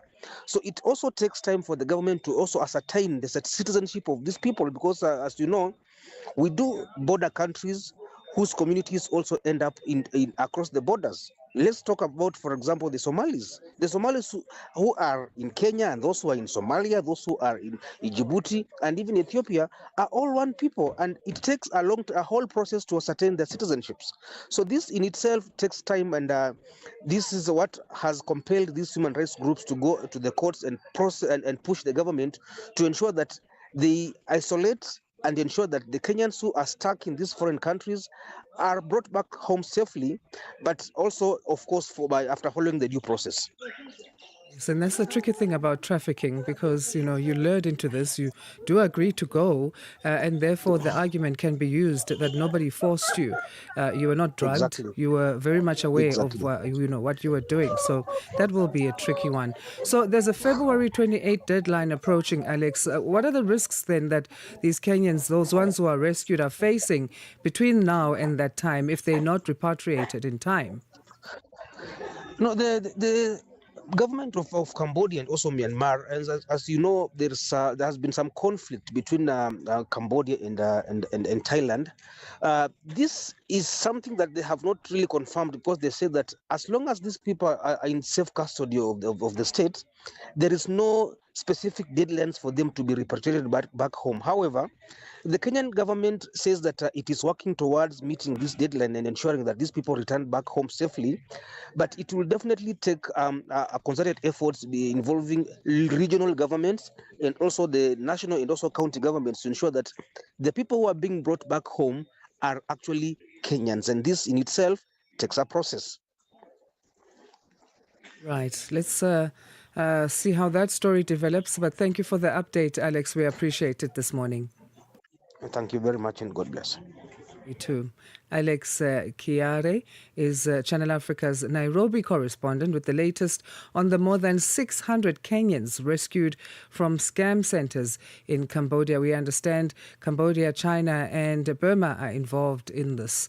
We'll develop that story as it gives us more updates. 7:30 Central African Time. Let's get our news headlines. Here's Onele Tsinsi. SABC News. Headlines. The African Perspective. Thank you, Asanda. A team of UN peacekeepers and officials from the Great Lakes Regional Bloc have arrived in Uvira in the Democratic Republic of Congo to prepare for a ceasefire monitoring mission. The strategic town of South Kivu province was previously held by the M23 rebels. Senegal's Prime Minister Ousmane Sonko has unveiled legislation that could double the maximum penalty for same-sex relations, making them punishable by up to 10 years in prison. And U.S. President Donald Trump has issued a fresh warning to Iran as he delivered his State of the Union address to a joint session of Congress on Tuesday. Channel Africa News, I'm Onele Tsinsi. SABC News. Headlines. The African Perspective. Yes, indeed. It's time now to get your latest update in terms of the world of sport. And I guess, Musibudi Makura, it's Champions League, it's T20, lots of football and cricket at the moment. Sports on Channel Africa. The African Perspective. Thank you, Peter. Very good morning from the Sports Days. Indeed, a lot of sports on the go. You mentioned the T20 World Cup. That's our leading story at this hour, Peter. So the South African batter Tristan Stubbs expects the West Indies to bring a similar challenge to the one that faced against the co-host India when the two teams meet in their second Super 8 match at the T20 World Cup on Thursday. So while South Africa humiliated the Indians in front of their own fans with a 77-run victory over the weekend, the Caribbeans meanwhile put Zimbabwe to the sword with a 107-run thumping of their own. They posted an intimidating 254 total in that match, which is the highest score at the World Cup at this year's World Cup, making it the second ever highest total in the history of the T20 World Cup. And Stubbs says they are aware that their opponent's ability to run away with the game if they are not contained early enough. We even saw in the series now they're posting massive scores, and all the batters are in really good form. So they bring that challenge with a bowling attack that's doing really well. So I think completely it's different to India, but I suppose in a way it's a similar challenge, like a really good batting lineup who can score that big score if you're not on it, and a bowling attack that then can do a good job at defending. So. Now, Stubbs was one of the big contributors to the statement win on Sunday with a 24-ball 44. He says while it was billed as the final before the final in both South Africa as well as India, to them it was just all about getting the points on offer. Yeah, it's a massive win for us. I think over here, especially in the media, it was brought out that it's like this massive contest, but ultimately it was about getting the 2 points. And we tend to thrive off those big games as a team. Massive crowd really got us all going, and ultimately we got those 2 points leading into the rest of the comp. On to football news now. Former Morocco captain Romain Saez has announced his retirement from international football at just the age of 34, bringing an end to a career that spanned more than a decade and also helped redefine the country's standing on the global stage. Now, the central defender confirmed his decision in a message posted on Instagram, describing his time at the Atlas Lions as the most beautiful chapter of his career.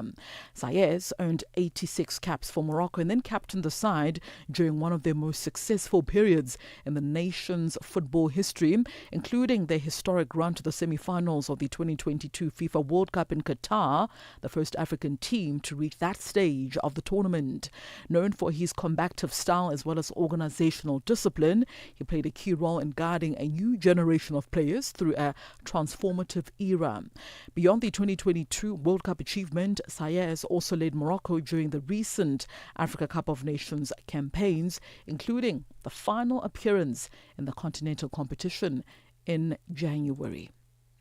While Alexander Soloff struck his first Champions League hat-trick as Atletico Madrid beat Club Brugge 4-1 to reach the last round of 16. Now, the United States international Johnny Cardoso restored Atletico's aggregate lead with a rasping strike early in the second half, and Soloff sealed victory with 2 late goals at the Wanda Metropolitano Stadium. Now, Diego Simeone's side, ending a 3-game winless run in Europe, now awaits either Tottenham Hotspur or Liverpool in the next round. Meanwhile, Newcastle sealed their place in the Champions League last 16 for the very first time after a 3-2 win over Qarabağ, completing a 9-3 aggregate triumph. Newcastle now will face either Chelsea or Barcelona in the next round. And finally, on the tennis court, 5th seed Andrei Rublev cruised into the next round of the Dubai Tennis Championships with a straight sets win over France's Valentin Roya yesterday. Rublev sealed a 6-3, 6-4 victory to set up a clash with Hugo Humbert, who knocked out 4th seed Stefanos Tsitsipas in 3 sets. Meanwhile, former Dubai champion Hugo Humbert stunned the defending champion Stefanos Tsitsipas to advance into the second round of the championships. Humbert sealed a straight sets victory 6-4, 7-5 to knock out the 4th seed and now underline his credentials with a commanding performance. It's 7:36 a.m. Central African time. That concludes your sports news this hour. For any sports stories you'd like to share with us, do send us an email to newsroom@channelafrica.co.za or call us. The newsroom line is +27 11714 4459. For Channel Africa Sport, I am Musibudi Makura. Sports on Channel Africa. The African perspective. So today, South Africa's Minister of Finance, Enoch Godongwana, is going to be delivering the national budget. And one of the stories we'll be looking at questions that are being asked or raised about the future of the health promotion levy here on Rise and Shine. This is a tax on sugary drinks aimed at tackling rising rates of obesity, diabetes, and other diet-related diseases. What will he say on that? We will take a look in terms of predictions. Africa, voici Abedi. Oui, c'est moi. Abedi est un passionné de musique dans l'âme. Il a un goût pour toutes sortes de musique et passe ses journées à écouter Channel Africa. J'aime beaucoup la musique africaine. Ok. Devinez quoi? Channel Africa veut aider Abedi et les mélomanes du monde entier à découvrir encore plus de musique incroyable. C'est pourquoi Channel Africa appelle les artistes africains à soumettre leur musique. Chers artistes, n'oubliez pas de nous fournir toutes vos informations pertinentes à l'email adresse musique@channelafrica.co.za. Les soumissions sont votre chance d'être entendues, mais elles ne garantissent pas une playlist. Toutes les soumissions seront soigneusement examinées pour voir si elles répondent aux exigences de notre station. Channel Africa, la perspective africaine.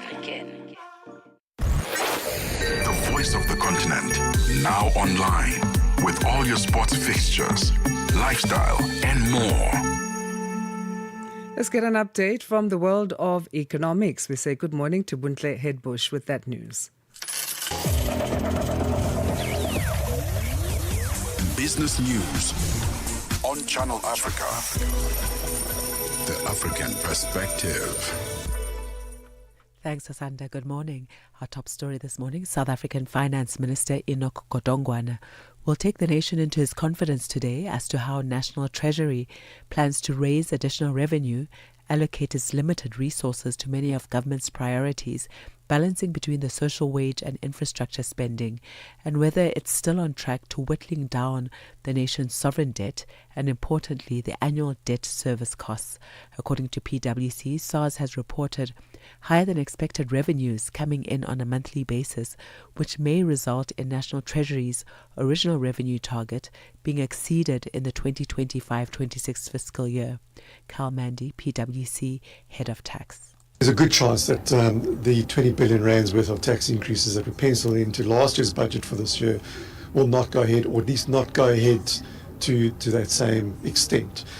So we're pretty hopeful that we will see some relief insofar as PRT is concerned for fiscal drag, hopefully full relief, but at the very least partial relief. Meanwhile, South African Labour Federation, COSATU, and its affiliates will be staging protests ahead of Finance Minister Enoch Godongwana's budget speech in Cape Town today. The unions are opposing austerity measures like spending cuts and tax increases, as well as a government employees' medical scheme's 9.8% contribution hike. COSATU Parliamentary Coordinator Matthew Parks says government needs to respond to the plight of the workers, and Godongwana's budget must look to speak to creating jobs. We were putting pressure on government to respond to the frustrations of workers and the families across the country. We need to see not only GEM's increase be reduced to inflation at the very least, but we need to see a budget which responds to the frustrations of workers, that speaks to growing the economy, that speaks to creating jobs, that makes sure the public services, especially in the front line, be it schools, be it hospitals, clinics, police stations, but they have the resources they need to provide public service that society depends upon. A budget responds to the crisis of municipalities, where many of them struggle to provide basic services. Tunisian central bank data has shown that cash holdings in the country have risen about 20% over the past year to a record $9.6 billion. Financial analysts say this highlights the economy's growing reliance on cash and puts extra pressure on the country's banking system. Larger cash holdings reduce deposits and limit the funds available for loans to households and businesses. Analysts say the rise has been, in part, fueled by a new law introduced last year, which tightened rules for using bank checks and raised penalties for bounced or invalid checks. This move has prompted businesses and individuals to withdraw more money for payments. The Democratic Republic of Congo replaced the CEO and chair of state miner Geka Mines, in part because of their opposition to US-backed Virtus Minerals' plan to buy cobalt and copper producer Kemaf. According to a Congolese government official, this happened as Kinshasa sought to develop a minerals partnership with Washington. President Felix Tshisekedi on Monday removed Guy Robert Lukama and Placide Ngala Basadilua as Gecamines chair and CEO respectively, replacing them with Deogracius Ngele Masudi and Baraka Kabemba. The official says Lukama was refused as he was blocking the deal with Virtus, a stance that became untenable. Congo has drawn up a list of assets, including Kemaf's mines, as it seeks to attract U.S. investment into a sector long dominated by Chinese firms. U.S. President Donald Trump has been delivering a highly polarized America First State of the Union address to Congress, lavishly praising his own record while lambasting that of the Democrats. Trump lauded his introduction of tariffs on goods entering the United States, saying they were making a lot of money for the country. He described last week's ruling by the Supreme Court that he'd exceeded his powers by introducing sweeping tariffs as unfortunate and disappointing. The good news is that almost all countries and corporations want to keep the deal that they already made, knowing that the legal power that I, as president, have to make a new deal could be far worse for them, and therefore they will continue to work along the same successful path that we had negotiated before the Supreme Court's unfortunate involvement. And now taking a look at the indicators. $1 in Nigeria is trading at 1,346 naira this morning. In Botswana, it's 13.7. Kenya, the dollar is trading at 128 shilling 12, and in Zambia, it's 18 kwacha 84. The BRICS countries, $1 in Brazil is trading at 5 real 16. Russia, 76 rubles 33. In India, it's 90 rupees 92. China, 6 yuan 89, and South Africa, $1 is trading at 15 rand 98 cents this morning. $1 is trading at 74 pence to the British pound and 84 to the euro. Looking at commodities, gold is trading at $5,179 per ounce, platinum $2,250 per ounce, while the price of Brent crude oil is $71.20 a barrel this morning. That's the business news. I'll be back with another update in the next hour. For any stories you'd like to share with us, please do send us an email to newsroom@channelafrica.co.za or give us a call on +27 11 714 4459. For the Channel Africa Business Desk, I am Bontle Hetbush. Business News on Channel Africa. The African Perspective. Bringing you the energy, news, and good vibes to kickstart your day. This is Rise and Shine on Channel Africa. At 7:45 Central African Time, we take a look at this story. South Africa's Human Sciences Research Council, HSRC, hosted the 10 Africa Unity for Renaissance Conference on Tuesday under the theme Harnessing Digital Technology and Artificial Intelligence for Sustainable Development in Africa. The gathering brought together policymakers, researchers and industry leaders to examine how digital innovation and artificial intelligence can accelerate sustainable development, stimulate economic growth and strengthen peace and security across the continent. Channel Africa's economics reporter Innocent Samusa has more. Digital technology and artificial intelligence for sustainable development takes center stage at the 2026 Africa Unity for Renaissance Conference. Professor Sarah Musweta is the CEO of the Human Sciences Research Council, HSRC. Today, as we stand at another moment of transition, the theme for this year's conference is Harnessing Digital Technology, Artificial Intelligence for Sustainable Development in Africa. We invite you as HSRC to consider how emerging technologies are reshaping economies, governance systems, and knowledge production across our continent. In his keynote address, the Secretary General of the African Continental Free Trade Area Secretariat, Wamkele Mene, highlighted the transformative role of digital trade and artificial intelligence in reshaping Africa's economic future. I'm pleased to address you on a topic that is very close to my heart and central to the work of the AFCFTA Secretariat. The theme that you have chosen, the future of free trade in Africa in the era of digital technology, is particularly relevant. With the ongoing geo-economic fractures, the weaponization of tariffs, and the weakening of the multilateral trading system, Africa's trade prospects reside in the AFCFTA. More importantly, the ambitions of the AFCFTA are poised for significant transformation through the integration of digital technologies and AI-enabled trade. There are many reasons why I believe this bold and ambitious statement.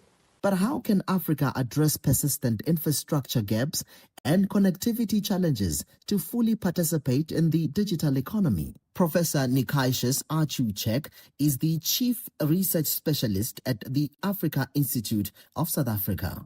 I think this is a practically challenging scenario for Africa because the infrastructural deficit on the African continent is huge, and for digital transformation, for artificial intelligence to be fully adaptable to all the various economic activities of the continent, we really need a wider coverage of digital infrastructure. But unfortunately, Africa really don't have that kind of infrastructure at the moment. So I think the continent will probably need to adopt a very firm and intentional policy direction in order to ensure that there are proper infrastructure. For Channel Africa News, I'm Innocent Samosa in Johannesburg, South Africa. Your life, your rhythm, your Africa. Channel Africa. Find it for free on Google Play and the Apple App Store. A fresh morning, a fresh perspective. Stay tuned to Rise and Shine on Channel Africa. 10 minutes before 8 o'clock on Channel Africa Rise and Shine program. Now, a little bit later on today in South Africa, the Minister of Finance, Enoch Godongwana, will be delivering the national budget. And whilst he's doing this, questions are being raised about the future of something called the Health Promotion Levy. And that's a tax on sugary drinks aimed at tackling rising rates of obesity, diabetes, and other diet-related diseases. It was introduced in 2018, and the levy was has to help reduce sugar consumption, encourage healthier choices, and generate revenue that could support public health and nutrition programs. Well, to help us discuss this levy's impact, what the budget could mean for public health, is Bilal Mpazayabo, who's a media coordinator at the Healthy Living Alliance, HEALA. Thank you very much indeed for joining us, and welcome to the program. Thank you so much for having me. And good morning to you and to all your viewers. Right, let's start with this health promotion levy. I don't think a lot of people know about it, but I believe, according to the WHO, there's probably 116 countries across the world that have adopted it. Why was it introduced? What is it trying to do? Who pays it? And what is it supposed to try and solve? Thank you for having me. As we head into Budget 2026, we need to be clear. A lot of people think the health promotion levy is just a tax. It's not just a tax. It's one of the most important public health tools South Africa has to prevent NCDs, such as diabetes, obesity, and heart disease. And we feel that weakening it now would mean short-term industry pressure over long-term protection. So it's introduced for sugar manufacturers. It's a tax specifically on sugar-sweetened beverages, and it's to prevent the overconsumption of sugary drinks. All right, so I'm curious. I can pick up a soda, but there's much more sugar equivalent in a bar of chocolate, maybe. Why have sugary drinks been targeted and other food groups, particularly solids, have been left out of the equation? So what we want to attack is added sugar, number one, and the easiest way to consume this type of sugar is through liquid form. The most common way South Africans also consume the sugar, or Southern Africans, is also through liquid form. So that's why we're targeting that specific thing. But for other things, we also have something called the front of pack warning labels, and then we'll also be trying to get a policy that works or speaks towards ultra processed foods or ultra processed products as well. All right. So, has a levy, a tax such as this, had the concomitant effect? In other words, have you seen reduced consumption of these beverages? Yes, we have. In places like Langa, we've seen over a 50% decrease in the consumption of this. And the biggest thing is, since its conception in 2018, it's generated over 2 billion per year. And we predict that if it's kept at 20% or increased to 20%, we can generate that. And I think that the cost to healthcare far outburdens the actual tax. So there's more benefit in the tax. So if it was introduced 2018, has there been enough time to actually calculate? This is when we put the levy in. This was the state of affairs at this point in time. And now we're at 2025. This is what we've seen. In other words, less people have complained of diabetes and other NCDs. And this additional revenue has been applied to help us. This additional revenue of X amount has been applied to the healthcare. So unfortunately, since its introduction, it's had what we call inflation erosion. So the levy has not kept up with inflation, so it weakens its health impact. If the government was serious about the prevention, the HPL should be increased annually, should move to the original proposed 20% so that we can see its efficacy. And we don't just want to adjust the levy, we are effectively subsidizing sugar. So the primary purpose of the HPL is its health impact, not revenue generation. However, it does generate billions that can support primary healthcare, fund school nutrition programs, and strengthen NCDs or non-communicable disease prevention. So the cost of diabetes and obesity to the health system far exceeds the revenue from the levy. So what's your fear in terms of what the minister might do? Is it that he might succumb to manufacturers' lobbying and reduce this levy, or get rid of it in its entirety? So we think that we do understand that the industry has faced some pressure. So we fear that he will fall to that. And the real cost of a living crisis is untreated chronic diseases. So we are hoping that the minister announces an annual increase and an inflation-linked adjustment to the HPL. We want it to increase to 20% for sure. And we are hoping that the idea of ring fencing for school nutrition, community health promotion, diabetes screening and prevention is something that he'll really consider in the increase. How do you respond to people who say that these kinds of levies actually target the poor much more, and that it could even affect things like jobs in sugar and beverage-related industries? I think that argument is very misleading. Low-income households already are the highest sufferers of obesity and diabetes. They have less access to screening and treatment, and they bear the highest costs for preventable diseases. The levy targets sugary drinks, not staple food, and not poor people. So I think the real cost of living crisis is untreated chronic diseases. On the jobs and industry pressure. So industry predicts catastrophic job losses. We say that this is fear-mongering.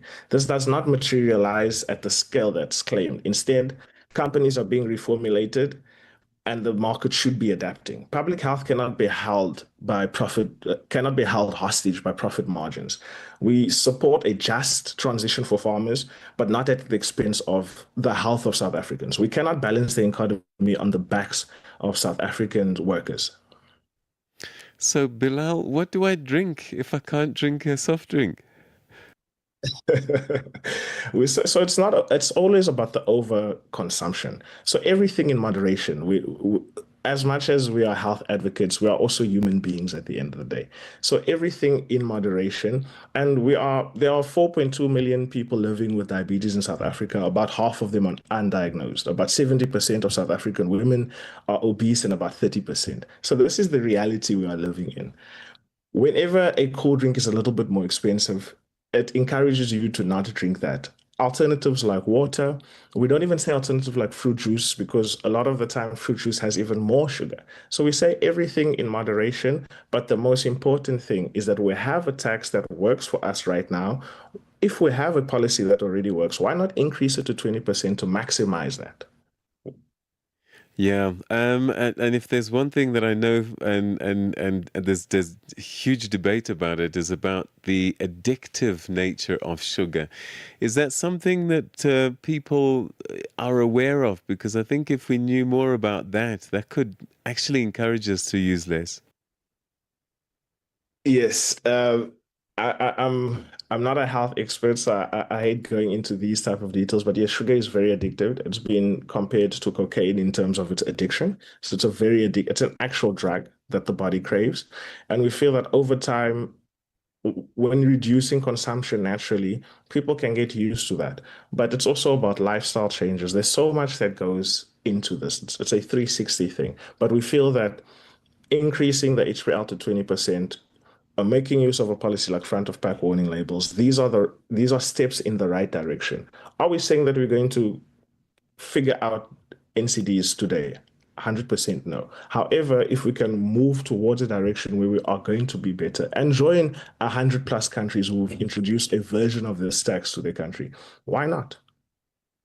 Bilal, let's wait and see what the finance minister does. But as you say, I think health is far more costly than some of these issues here. So let's hope that we take the right paths and make the right decisions. Thanks so much indeed for your time. Thank you so much and enjoy the rest of your day. That's Bilal Mpazayabo, who's the media coordinator at HEALA, talking to us about this health levy. And he says it's more than a levy, and it is something we really do need to pay attention to. Asanda, Beda. Okay, right. It's 8 o'clock Central African time, which means it's time for your third and final hour of Rise and Shine. And we're going to be telling you what's coming up in the final hour after the 8 o'clock news, which is right now with Onele Nsinsi. SABC News. The African Perspective. Well, thank you, Peter. A team of UN peacekeepers and officials from the Great Lakes Regional Bloc have arrived in Uvira in the Democratic Republic of Congo to prepare for a ceasefire monitoring mission. The strategic town in South Kivu province was previously held by the M23 rebels, but they withdrew in January. Despite a peace deal brokered by US President Donald Trump last year between Congo and Rwanda, fighting in the area has not fully stopped. Nigeria's government has rejected a media report alleging that it paid a huge ransom to Islamist militant group Boko Haram to secure the release of more than 200 pupils and staff abducted from a Catholic boarding school in November last year. Information Minister Muhammad Idris described the allegations made by the AFP news agency, quoting intelligence sources, as completely false and baseless and a subversive of professionalism and integrity of the security forces. He also denied that two Boko Haram were freed as part of the deal. Since the country has faced a surge in mass abductions, analysts say that ransom payments have helped fuel what some describe as a kidnap for profit industry. The Congolese presidency has refused to comment following reports that the military spokesperson for the M23 rebel group, Willy Ngoma, has been killed in an army drone strike in Rubaya in eastern DRC. The group acknowledged the attack but didn't mention casualties, the BBC's Andrew Ochieng reports. In a post on social media, M23 said drones belonging to the Congolese army had bombed the mining town of Rubaya from around 3 a.m. in the morning. Local media said Ngoma had been killed in the attacks and that several M23 leaders had also been injured. Willy Ngoma had established himself as one of the group's leading figures. When they captured Goma last year, several videos showed him overseeing the activities of the group. Kinshasa has not claimed responsibility for the strike. Fighting in eastern DRC has continued despite a peace deal signed in Qatar last year between the government and M23. Senegal's Prime Minister Ousmane Sonko has unveiled legislation that could double the maximum penalty for same-sex relations, making them punishable by up to 10 years in prison. Sonko tabled the bill in the National Assembly in Dakar after it was approved by the cabinet last week. The proposals for the arrest of 12 men earlier this month who were accused of same-sex relations. Lastly, U.S. President Donald Trump issued a fresh warning to Iran as he delivered his State of the Union address to a joint session of Congress on Tuesday. Trump briefly laid out his case for a possible attack on Iran in his State of the Union speech, saying he would not allow the world's biggest sponsor of terrorism to have a nuclear weapon. In his speech, Trump pointed to Tehran's support for militant groups, its killing of protesters, and the country's missiles and nuclear programs as threats to the region and the United States. Iran says its nuclear research is for civilian energy production. Now, for any news or stories you'd like to share with us, please send us an email to newsroom@channelafrica.co.za or call us at +27 11 714 4459. Channel Africa News, I'm Onele Tsinzi. SABC News. The African Perspective. And coming up in your sports news this hour, Morocco's Football Association denies reports of Walid Regragui's departure ahead of the 2026 FIFA World Cup, while South Africa is expecting the West Indies to bring similar challenge to India in the T20 World Cup second match of the Super 8. Details at 8:30. From Africa's broadcast capital to the furthest corners of the globe, this is Rise and Shine, every weekday mornings on Channel Africa. Yes, it is Rise and Shine, and very good morning to you as we enter the third and final hour thereof. We're broadcasting from Johannesburg in South Africa as Channel Africa. We're from the African perspective. We bring you news and current affairs. The team of Asanda, Beda and Peter Ndoro with you until 9 a.m. this morning. One of the things we'll be looking at in this hour is Malawi's President Peter Mutharika, who has directed that a fresh inquiry be conducted into the plane crash that claimed the life of former Vice President Saulos Klaus Chilima and 8 others. The directive comes after Minister of Justice Charles Mhango, who was tasked by President Mutharika to review reports produced during the previous administration, told Parliament that he identified significant gaps in their investigations. Of course, you connect with us via the SABC Plus mobile app on mobile phones. You can also go to our website, channelafrica.co.za, and we are on DSTV live streaming on channel 802. What else can we look at this hour? Well, we're also going to be looking at the budget speech by the finance minister in South Africa. And I've often been curious in terms of the size of the budgets on the continent. And I've just looked it up very quickly. Top 4 countries in terms of size of budgets, South Africa comes first. And our budget is around $140 billion US. That's huge money. And guess who pays for that? You and me as taxpayers. Yes, indeed. And then Algeria is next in second place with $126 billion. Egypt third with $91 billion. And Morocco, $73 billion. And what's interesting about that, of course, is the location of these other three countries. And they're all very north of the continent. And South Africa is the only sub-Saharan Africa country with a huge budget of this size. I thought wonder what it Nigeria tells would us. be there. Well, you see, the thing is with Nigeria, it's populous, but it really only gets revenue from one source, I and thought that's because of its just the population. yeah. And also, if you think about the road network in South Africa, I think we have 70% of all the tarred roads in Africa are in South Africa, and that requires budget. So it's Okay. significant. There you go. Tight, but with potholes. So those. Você é fluente em português? É apaixonado por rádio e quer trabalhar na África do Sul? Você tem documentos que o qualificam para trabalhar na África do Sul? Nesse caso, podemos ter uma oportunidade para você trabalhar no Canal África. Envie seu currículo e demonstração para Canal África at newsroom@channelafrica.co.za. Lembre-se, se você não receber alguma resposta nossa em 14 dias, isso significa que você não foi selecionado. Canal África, a perspectiva africana. Wake up, Africa. Peter Ndoro and Asanda Beda are here to help you rise and shine. Weekdays, 6 till 9 a.m. Central African Time. Only on Channel Africa. Malawi's President Peter Mutharika has directed that a fresh inquiry be conducted into the plane crash that claimed the life of former Vice President Saulos Klaus Chilima and 8 others. The directive comes after Minister of Justice Charles Mhango, who was tasked by President Mutharika to review reports produced during the previous administration, told Parliament on Tuesday that he identified significant gaps in the investigations and recommended a new inquiry. George Mhango reports from Blantyre.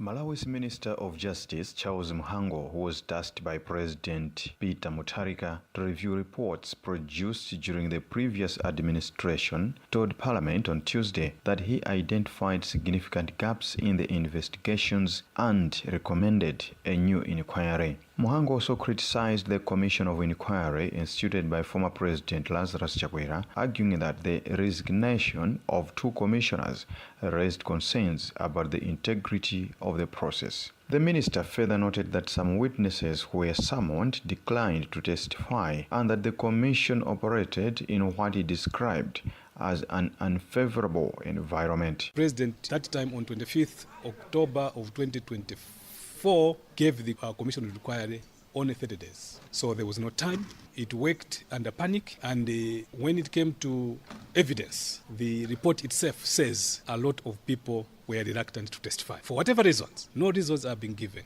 Some people are running away from testifying, and in my view, even the members of the commission of themselves, I have identified 2 who resigned in the middle of the investigations. They resigned. According to Mhango, the final report by the German experts relied heavily on findings from the earlier commission regarding the cause of the plane crash. In light of these gaps, Mhango told Parliament that President Mutharika has since ordered that the matter be reopened with a parliamentary committee set to conduct the inquiry. Jean Kasunda is one such campaigner. The fresh inquiry, if done without malice, prejudice, and any form of machination, will also help clear some people and institutions that are perceived to have done something wrong owing to the way the tragedy was managed. However, for the fresh inquiry's report to be easily and genuinely accepted by all concerned parties, I would suggest that the Parliamentary Ad Hoc Committee be as neutral and as representative of all parties, including the independence bloc, as possible. And just like some constitutional parliamentary committees demand the chairperson to come from the opposition, I suggest the Ad Hoc Committee follow this prescription.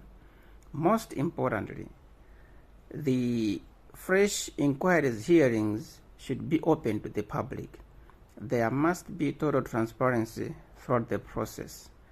It is only an inquiry that is open to the public and is seen to be transparent in all its dealings that the report thereof will be accepted by everyone in the country.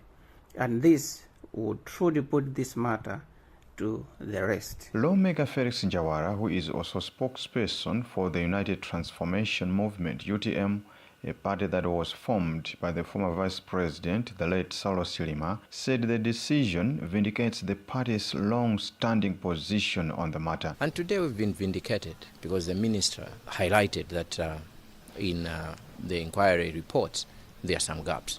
That's exactly what we have been saying. Now, we are glad that there will be another inquiry, giving the powers to Parliament to conduct that inquiry. For us, that is commendable. Some human rights campaigners have described the issue as serious, arguing that independent experts, rather than a parliamentary committee, should handle it. Last month, the Center for Democracy and Economic Development, CEDED, called on President Mutharika to launch a new investigation into the plane crash. The group noted that the initial government-led investigation did not adequately address the cause of the crash, leaving many Malawians with questions unanswered. George Mhango, Channel Africa News, Blantyre. Start your day right with Channel Africa Breakfast. That smells delicious. Live, 5 days a week. Your morning companion with the stories that matter. This is Rise and Shine on Channel Africa. South Africa's President Cyril Ramaphosa has welcomed the return of 4 South African men who'd been stranded in Russia after allegedly being recruited to serve in the Russian army. They're among a group of 17 men believed to have fallen victim to a recruitment syndicate. 2 of the group remain in Russia, one receiving treatment in a hospital in Moscow, whilst another is awaiting the finalization of travel arrangements. Jabulani Kumalo has been speaking on behalf of the families. According to the information that we were given by the parents or the families that conducted us, was that these men, when they were recruited, they were told that they are going to work to get the training in Russia. Their passports were arranged. Their visas were also arranged. And all they needed was their bags with their bodies to get into the plane and go to Russia to start the training. When they arrived in Russia, they were given forms, which was in the Russian language to fill. They saying they started by refusing, but Tutuzile encouraged them and said to them, no, look guys, this is authentic. I have also signed it. I'm also here, so you don't need to be worried. Just sign, because this is what it is. So explaining in English from the form. Then they signed the form, understanding that what she was telling them was correct. What was she telling them? What were they signing according to their knowledge and understanding? They were signing a contract to start the training according to what she said, but only when they were in the trenches of Russia. That's when they understood that no, the form was not saying that they are there to train as the bodyguards, but they are coming there to assist in the fight, in the war between Russia and Ukraine. Stay tuned to Channel Africa. Stream us on our new and updated website, channelafrica.co.za. A fresh morning, a fresh perspective. Stay tuned to Rise and Shine on Channel Africa. South Africa's Finance Minister Enoch Godongwana is set to deliver the country's national budget today, a crucial moment not only for Africa's most industrialized economy, but for the region as a whole. The budget is expected to total roughly 2.6 trillion rand, or about $140 billion, depending on the exchange rate. With slow growth, high unemployment and mounting public debt, the government faces difficult choices: how to raise additional revenue, how to balance social spending with urgent infrastructure investment, and whether it can rein in rising debt and the growing cost of servicing it. To unpack what may lie ahead, reporter Nompumelelo Siziba spoke to economists and a tax specialist. The big question on taxpayers' lips is whether SARS will be taxing them more and how.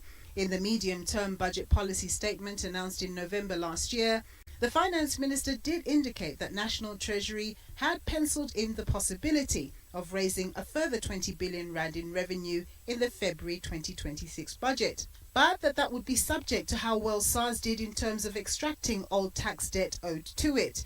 According to PwC, SARS has reported higher than expected revenues coming in on a monthly basis, which may result in National Treasury's original revenue target being exceeded in the 2025-26 fiscal year. There's a good chance that the 20 billion rands worth of tax increases that were penciled into last year's budget for this year will not go ahead, or at least not go ahead to that same extent. So we're pretty hopeful that we will see some relief as far as PRT is concerned for fiscal drag, hopefully full relief, but at the very least partial relief. Many believe that National Treasury would possibly up the general fuel levy in line with inflation, with the sin taxes also likely to go up. But when asked whether a new wealth tax could be on the cards in South Africa, Mandy was convinced that that's definitely not on the horizon. I don't think so.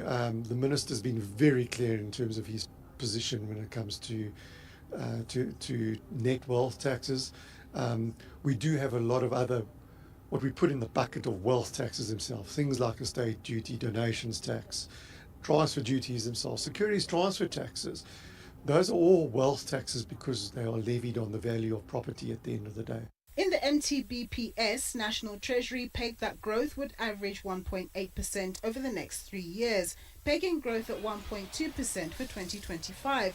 At best, PwC's chief economist Lulu Kruger says she expects economic growth to come in between 1.5% and 2% over the medium term, saying that higher estimates of around 3.5% to 4% are overly optimistic. She attributes this to much more work needing to be done in the area of actualizing structural reform. There are a few things that need to, come into play for that to happen.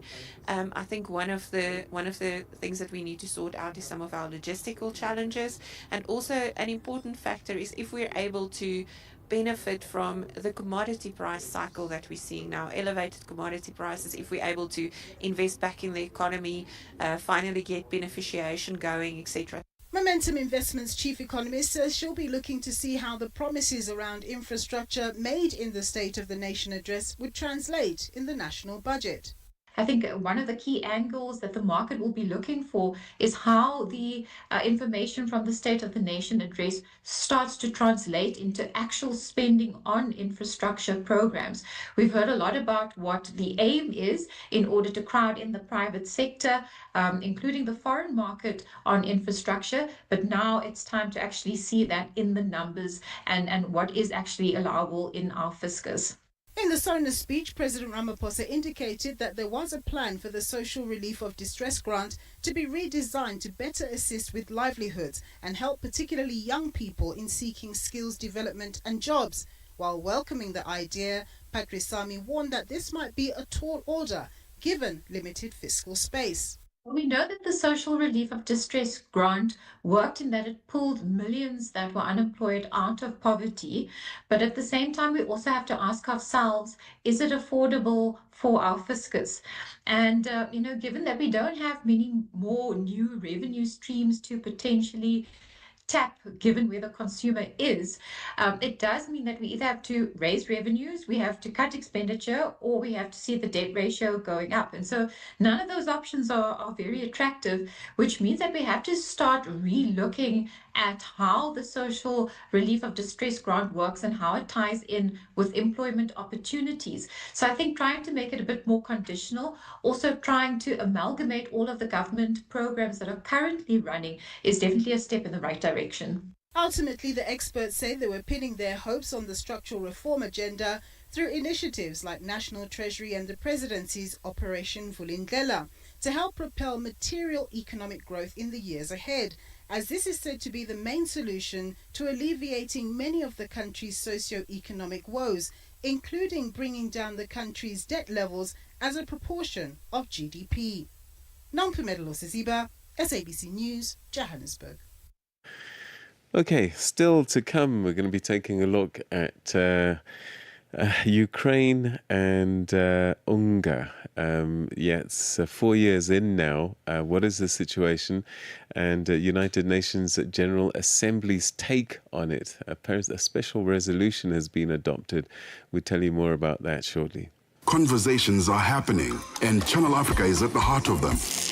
We tell the African story with clarity, pride, and purpose, reaching audiences that matter to your brand. Partner with us and connect your business with listeners across borders in multiple languages and markets. For partnership opportunities, sponsorship, or sales, email us at partnership@channelafrica.co.za. Channel Africa, the African perspective. From Cape to Cairo, Dakar to Dar es Salaam, rise and shine with Peter Ndoro and Asanda Beda on Channel Africa. 22 minutes past 8 o'clock Central African time. This is the second hour of Rise and Shine. The United Nations General Assembly has adopted a resolution marking 4 years since Russia's full-scale invasion of Ukraine, calling for an immediate, full and unconditional ceasefire. The measure was approved by a two-thirds majority of countries present and voting with 107 in favour and 12 against. South Africa was among 51 countries, including the United States, that chose to abstain. Pretoria says whilst the resolution's core demands align with its position on the conflict, it was concerned that its views were not adequately reflected during the drafting process. Sherwin Bryce-Peace reports from New York.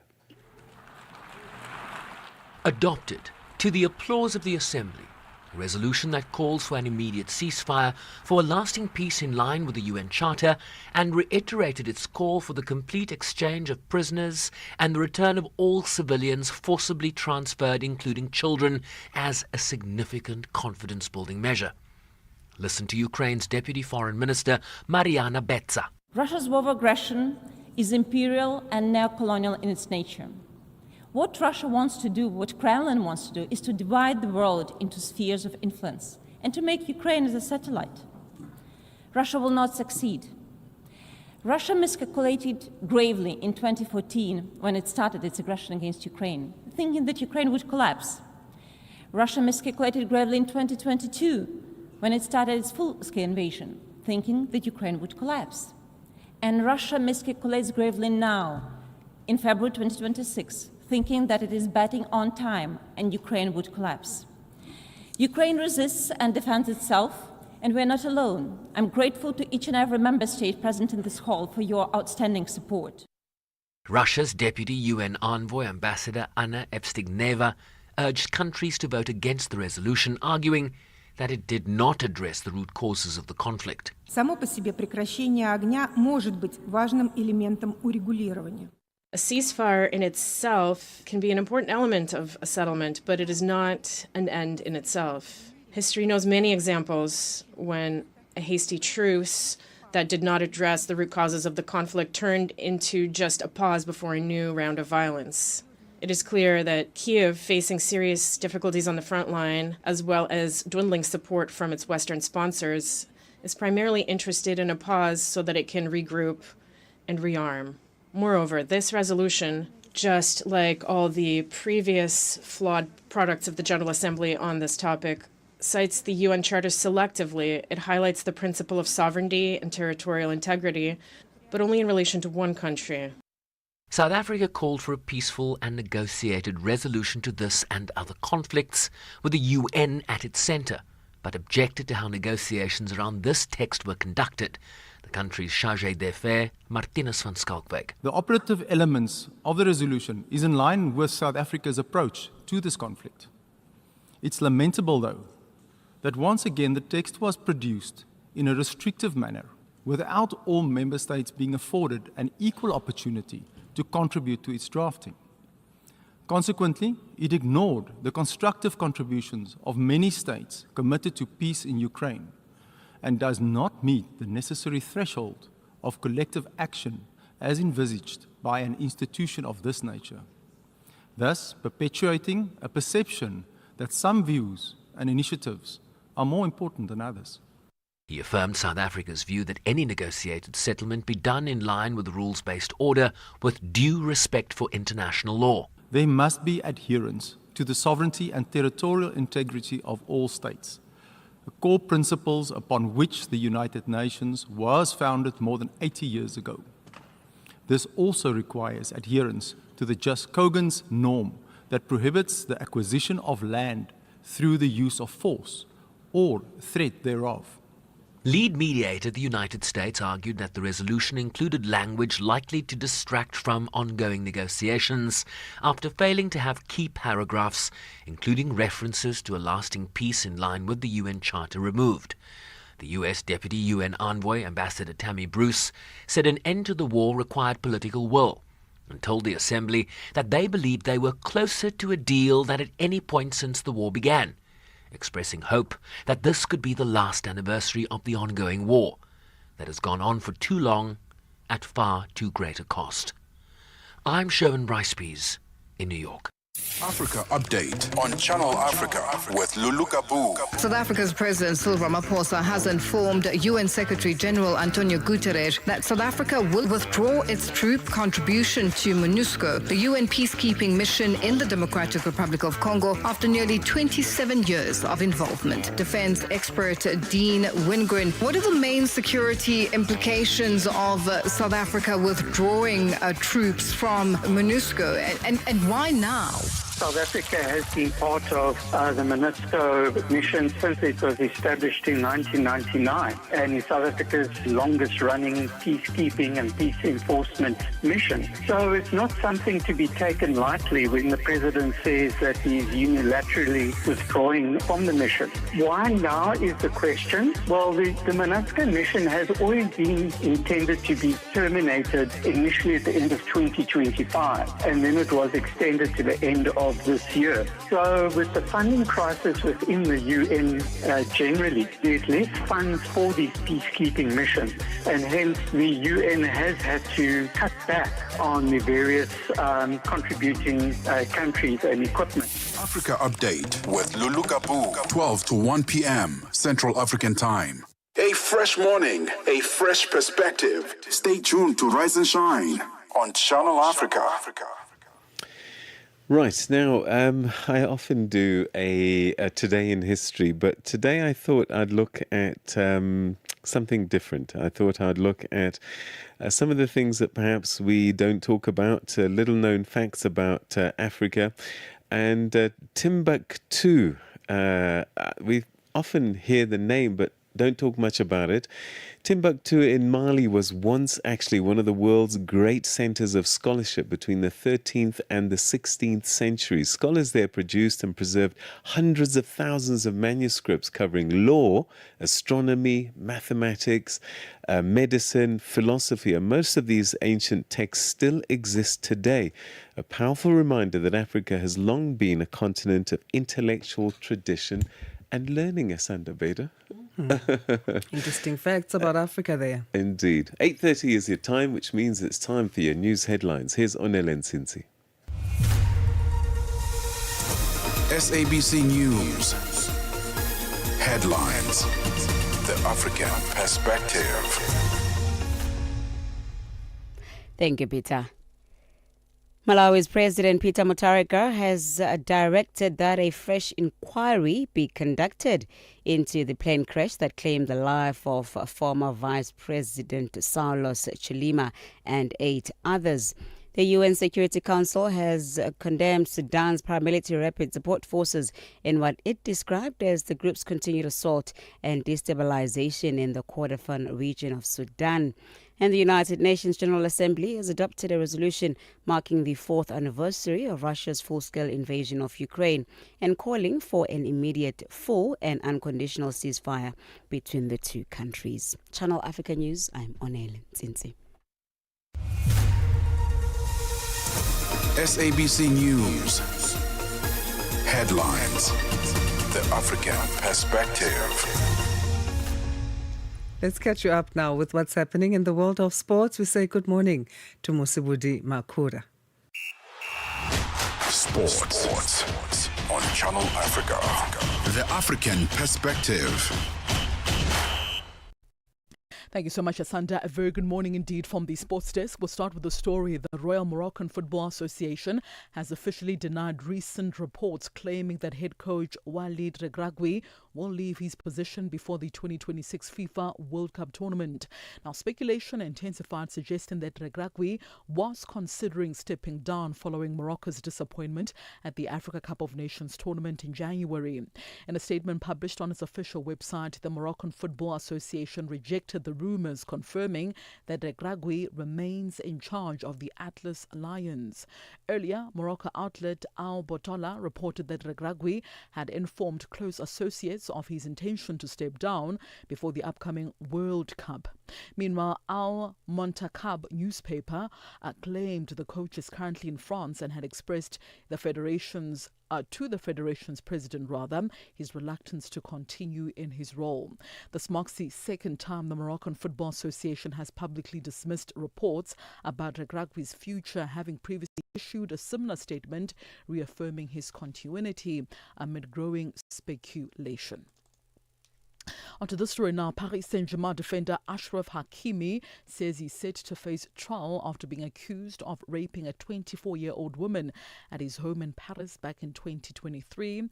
Now, Hakimi, who denies the allegations, faces proceedings ordered by the Public Protector's Office in Nanterre, though no date has been set yet. His lawyer confirmed a trial has been ordered, stating they await it with determination and resolve so that justice can be served. On to cricket news now. South Africa batter Tristan Stubbs expects the West Indies to bring a similar challenge to the one they faced against the co-host India, where the two face off in the second Super 8 match of the T20 World Cup. So while the South Africans humiliated the Indian side in front of their own fans with a 78 runs victory, the Caribbeans put Zimbabwe to the sword with 107 runs thumping of their own. They posted an intimidating 254 total in that match, and Stubbs says they are aware of their opponent's ability to run away with the game if they are not contained early in a match. We even saw in the series now they posted massive scores, and all the batters are in really good form. So they bring that challenge with a bowling attack that's doing really well. So I think completely it's different to India, but I suppose in a way it's a similar challenge, like a really good batting lineup who can score that big score if you're not on it, and a bowling attack that then can do a good job at defending. So. Now, Stubbs was one of the big contributors to the statement win on Sunday with a 24-ball 44. He says while it was billed as the final before the final in both South Africa as well as India, to them it was just about getting the points on offer. Yeah, it's a massive win for us. We, I think over here, especially in the media, it was brought out that it's like this massive contest, but ultimately it was about getting the 2 points. And we tend to thrive off those big games as a team. Massive crowd really got us all going, and ultimately we got those 2 points leading into the rest of the comp. And finally, in tennis news, fifth seed Andrei Rublev cruised into the next round of the Dubai Tennis Championships with a straight sets victory over France's Valentin Roya yesterday. Rublev sealed a 6-3, 6-4 victory to set up a clash with Hugo Humbert, who knocked out fourth seed Stefanos Tsitsipas in 3 sets. Meanwhile, former Dubai champion Humbert stunned the defending champion at Tsitsipas to advance to the second round of the championships.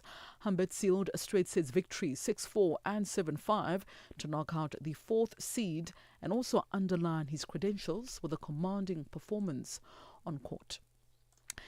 It is 8:35 a.m. Central African Time. It concludes your sports news this morning on Africa Rise and Shine.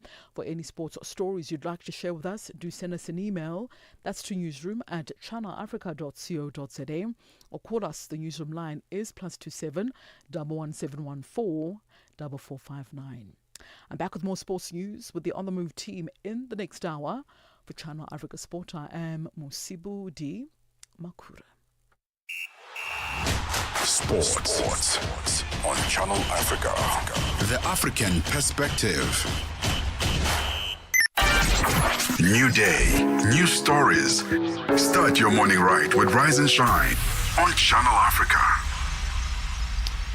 Coming up shortly, we have the business news. But first, today in history, 1969, saw the assassination of Eduardo Mondlane in Mozambique, a Mozambican politician. He was the founding president of Frelimo, the Front for the Liberation of Mozambique. He was assassinated by a parcel bomb sent to his office in Dar es Salaam in Tanzania. He was a brilliant intellectual and the architect of the Mozambican struggle against Portuguese colonial rule. His death was a massive blow to the movement at the time, and he's revered today as the father of independent Mozambique. That's Eduardo Mondlane, who was killed in 1969 in Tanzania, Dar es Salaam, by a parcel bomb. I don't think he's related to the current politician Mondlane. I tried to make the connection, but I struggled. But anyway, if you do know, let us know if that's one of his ancestors. Stay with us. The business news is coming up shortly.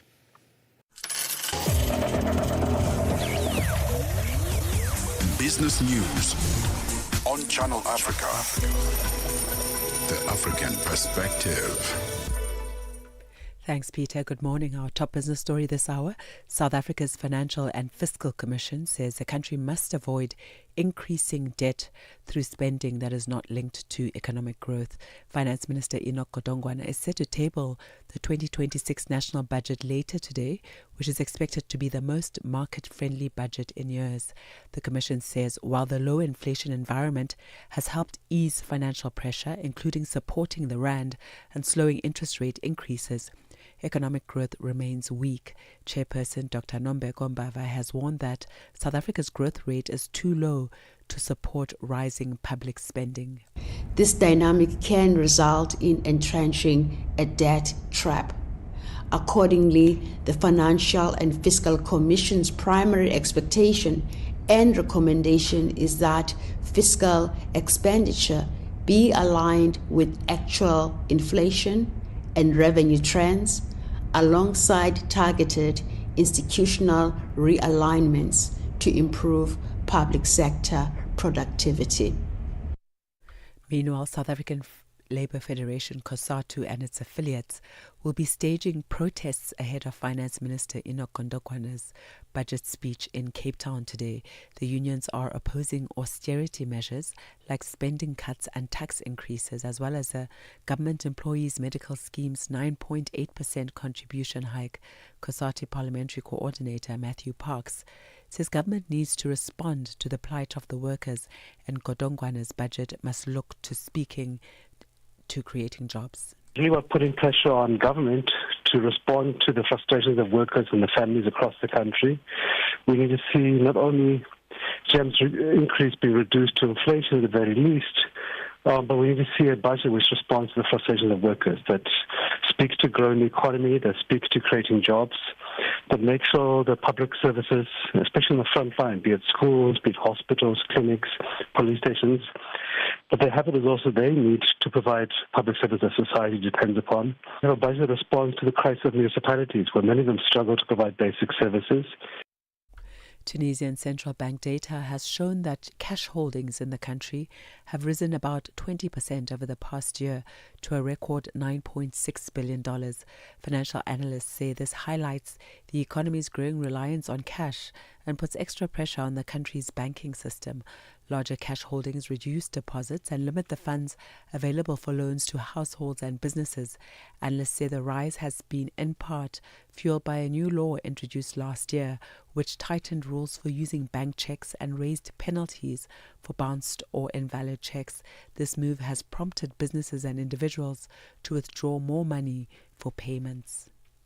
The Democratic Republic of Congo replaced the CEO and chair of state miner Geka Mines, in part because of their opposition to US-backed Virtus Minerals' plan to buy cobalt and copper producer Chemaf. According to a Congolese government official, this happened as Kinshasa seeks to develop a minerals partnership with Washington.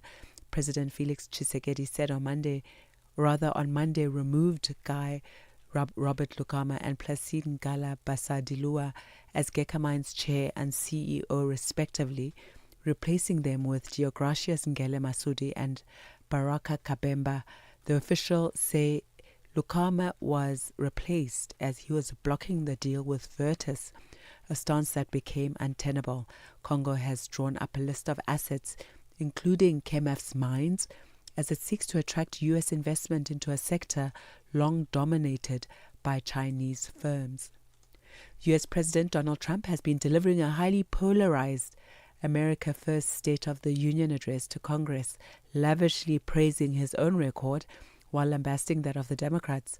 Trump lauded his introduction of tariffs on goods entering the United States, saying they were making a lot of money for the country.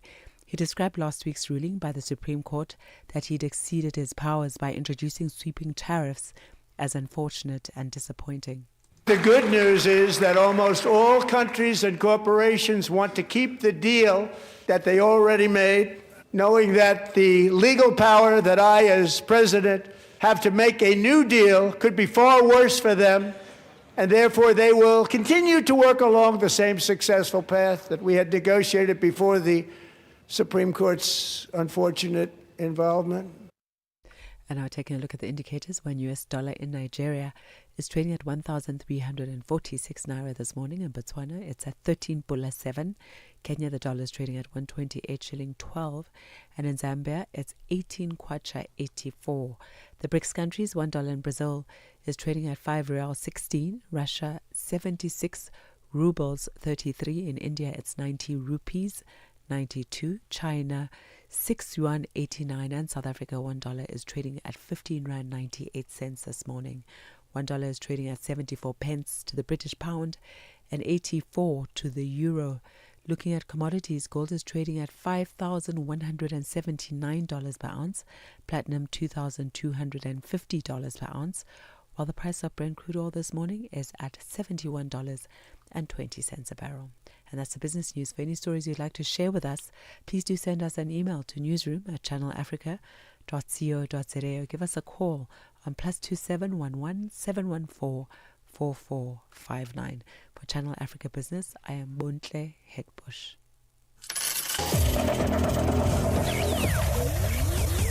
Business news on Channel Africa. The African perspective. New day, new stories. Start your morning right with Rise and Shine on Channel Africa. Zambia has announced the detection of the polio virus in its capital, Lusaka. The country last recorded a case of polio in 1995, but the record is now under threat following the latest detection. Our Zambia correspondent Arthur Davis Sukobo reports that the detection of polio is now adding to the already existing threats in the region following detection of similar types in Malawi, Zimbabwe, Angola, as well as Namibia. The detection of poliovirus in the environment by local and international health surveillance teams is now being considered as a public health threat, especially that the highly infectious disease that would mainly attack children may cause permanent disability or death. Resident Doctors Association of Zambia President Paul Chiwe speaks to the polio type 2 and some of the effects on humans.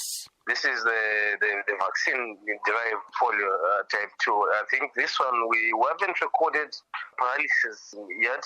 I think more the symptoms, range from fatigue, you have fevers, with neck stiffness, pain, and these resolve within a period of 2 to 10 days. The impact, on a larger scale, the one that is alarming, if we talk of polio, is also leading to disability. Yes, and death, of course, because we have viruses of the muscles that help us breathe, and obviously it leads to mortality. The Zambian government says the poliovirus found in the environment in Lusaka is similar to the polio type 2 found in Namibia, and are all believed to have links to the poliovirus found in Angola. Malawi in 2026, this year, recorded 2 isolation cases of polioviruses linked to previous transmission in Zimbabwe, meaning the entire Southern Africa sub-region is at high risk of the disease. Acting Minister of Health in Zambia, who is substantively Information Minister, Cornelius reveals at a media briefing. The situation constitutes a public health emergency of international concern that carries a high potential risk of spread, jeopardizing the health of many children and reversing the gains that the country and Africa as a continent as a whole has been making in eliminating polio. The Zambian government adds that despite the detection, there is no confirmed case in humans so far, but cautioning citizens to practice high standards of hygiene so as to avoid creating polio statistics. The World Health Organization (WHO) is concerned with the latest developments in Zambia, and country representative Dr. Clement Lasuba says working together with the Zambian government, this threat can be contained through immunization and maintaining clean environments. We clearly see the linkage between the response to immunization and water and sanitation, which are critical on the messages that have been conveyed. In response to the threat, the Zambian government, through Health Permanent Secretary Kennedy Shimpi, reviews plans to conduct mass immunization of children to protect them. So it means those provinces that are neighboring those countries, if they will have to have a vaccine program. Medical experts, through Dr. Pochibwe, assure citizens that vaccines work and advises against myths and propaganda around the life-saving commodity. Just remove the myths that come with vaccines, because a certain population think vaccines are witchcraft, or they want to eliminate people from Africa. Reporting for Channel Africa in Lusaka, Zambia, I'm Arthur Davis, Scopo. We are on Open Views Audio Bouquet. Channel 628. Africa, voici Abedi. Oui, c'est moi. Abedi est un passionné de musique dans l'âme. Il a un goût pour toutes sortes de musique et passe ses journées à écouter Channel Africa. J'aime beaucoup la musique africaine. Ok. Devinez quoi? Channel Africa veut aider Abedi et les mélomanes du monde entier à découvrir encore plus de musique incroyable. C'est pourquoi Channel Africa appelle les artistes africains à soumettre leur musique. Chers artistes, n'oubliez pas de nous fournir toutes vos informations pertinentes à l'email adresse musique@channelafrica.co.za. Les soumissions sont votre chance d'être entendues, mais elles ne garantissent pas une playlist. Toutes les soumissions seront soigneusement examinées pour voir si elles répondent aux exigences de notre station. Channel Africa, la perspective africaine. Be inspired. Stay informed. Channel Africa, the beauty of life. Now available anytime, anywhere with our new app. Coming up after Rise and Shine is on the move here on Channel Africa, and standing by to tell us what to expect on today's program is Balesa. Good morning to you. What can we expect today on this Wednesday? Good morning. How are you doing? Good, thanks. How are you? You're right. Today on the Move, as usual, there's a lot to expect. Happy midweek. And in today's midweek conversations, in the first hour of the show, we'll be talking about the truth behind clean labeling. We know what's been going on, the scandal of South Africa's sanitary pad industry. And so because of this, we're trying to understand, why don't we have the information on the labels that is necessary for us to make the right decisions on the products that we buy? So we'll be speaking to the head of complaints and investigation at the National Consumer Commission about what clean labeling should look like and how much information we should know before purchasing a product. Yeah, that one is very important. I saw that story and I think we were all a bit alarmed because we just assumed that these products are safe. Absolutely. And another conversation that we're having today, we're looking at a presentation titled Language, the Elephant of African Classrooms. This explores how language policies quietly shapes who succeeds and who's marginalized in African classrooms. So language is a very important thing, especially here on the African continent. And we're looking at how, children can have even less access if language is not made a priority within the classroom. Interesting one there. I think was it last week when we celebrated World Mother Tongue Day? So a very important one. They're looking forward to those topics. Thanks, Palisa. Thank you. On the Move is hosted by Palesa Tau and Benjamin Mushatama. It's coming up right after Rise and Shine here on Channel Africa. Stay tuned for that. New day, new stories. Start your morning right with Rise and Shine on Channel Africa. South African education advocacy group Equal Education Law Centre is urging government to prioritize education spending as Finance Minister Enoch Godongwana delivers the 2026 budget speech today. The organisation warns that years of austerity have left many schools underfunded and struggling, with some learners reportedly facing exclusion due to unlawful fees. To discuss this, we're joined by Equal Education Law Centre's legal researcher, Daniel Peter Al-Nadaf. Daniel, thank you for joining us. Good morning. Thank you very much for having me. What are your expectations from Finance Minister Enoch Godongwana's speech when it comes to education funding in this year's budget? Well, maybe to say our hope is that the minister will finally acknowledge that austerity has not worked and that has actually accumulated massive amounts of debt towards children in this country who the state has borrowed from for decades in order to make the appearance of fiscal consolidation. We're hoping that we'll get adequate funding for grade R, which has been a legislative duty since January last year. And we're hoping that the state will acknowledge that there's a massive infrastructural backlog in our schools across the country that is causing exclusion, as you mentioned earlier, and also harming safety. Unfortunately, what we expect based on years previously is that the finance minister's words will not back up the president's words that were made in the State of the Nation address. And so when the president told us how important early learning is and how important education and nutrition are, unfortunately, currently our expectation is that the finance minister will not provide the funding to back those words up. So what is the current level of funding affecting, or how is it affecting schools currently and learners on the ground? You mentioned infrastructural issues. Yes, so for several decades now, we've had a fairly austere education budgeting, especially for the past about 15 years, to the extent now that the amount of money that is allocated per child in South Africa in real terms is less than what was being allocated per child 10 years ago. And so what that translates to is school districts and provincial education departments receiving much less than they actually need.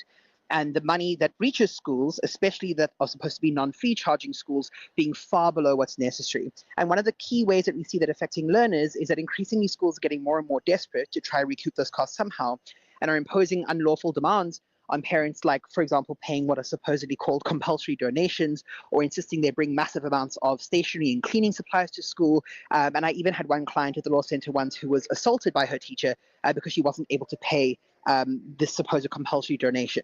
And so while we challenge all of those and continue to do so, we also understand these are often reflective of massive fiscal constraints. And yes, in this context, infrastructure is a key challenge as well. Your organization has also raised concerns about unlawful fees. How widespread is this particular issue?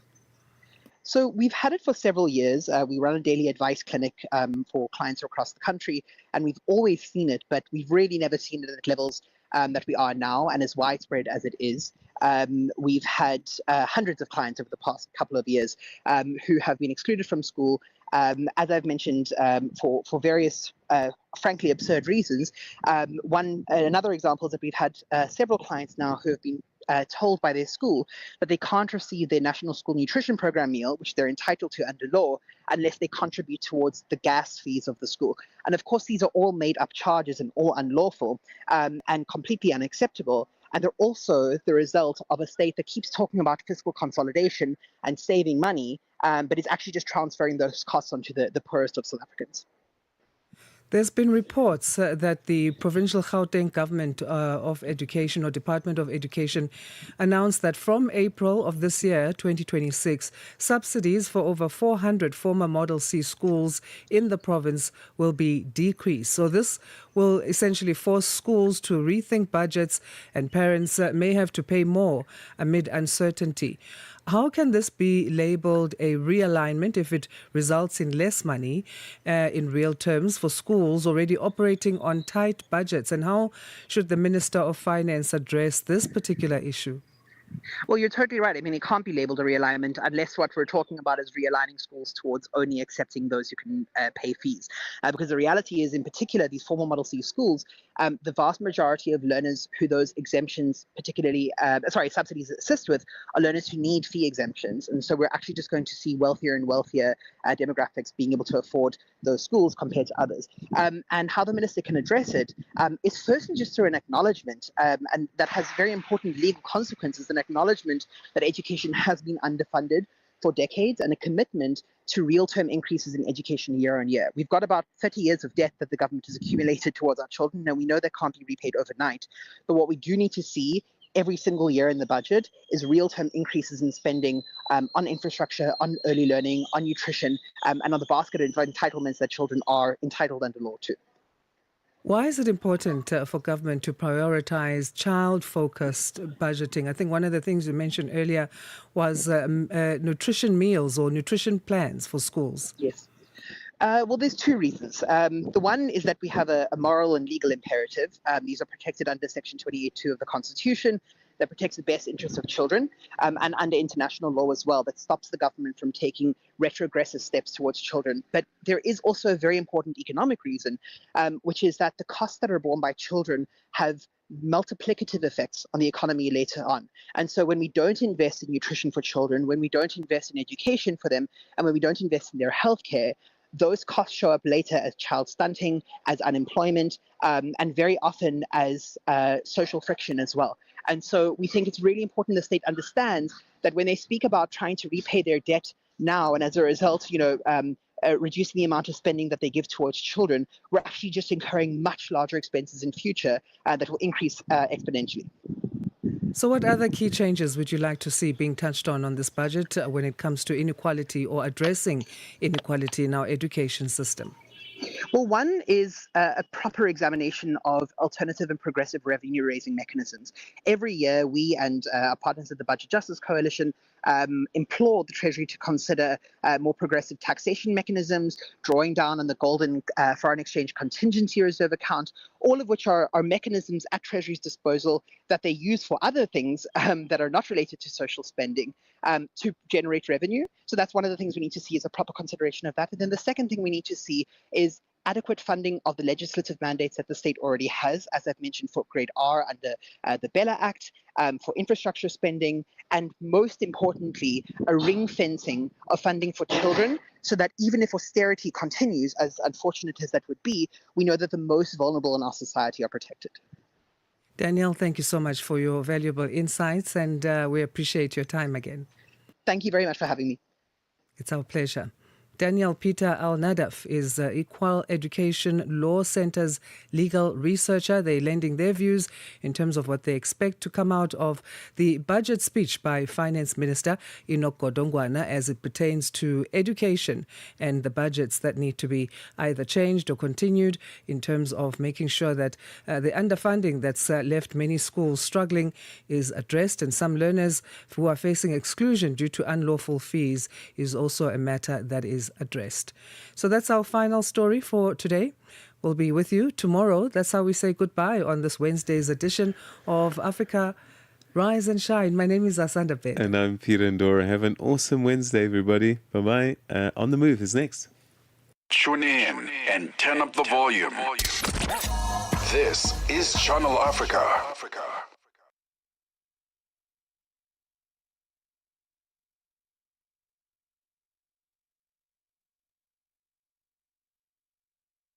Let's quickly move on and get our latest news.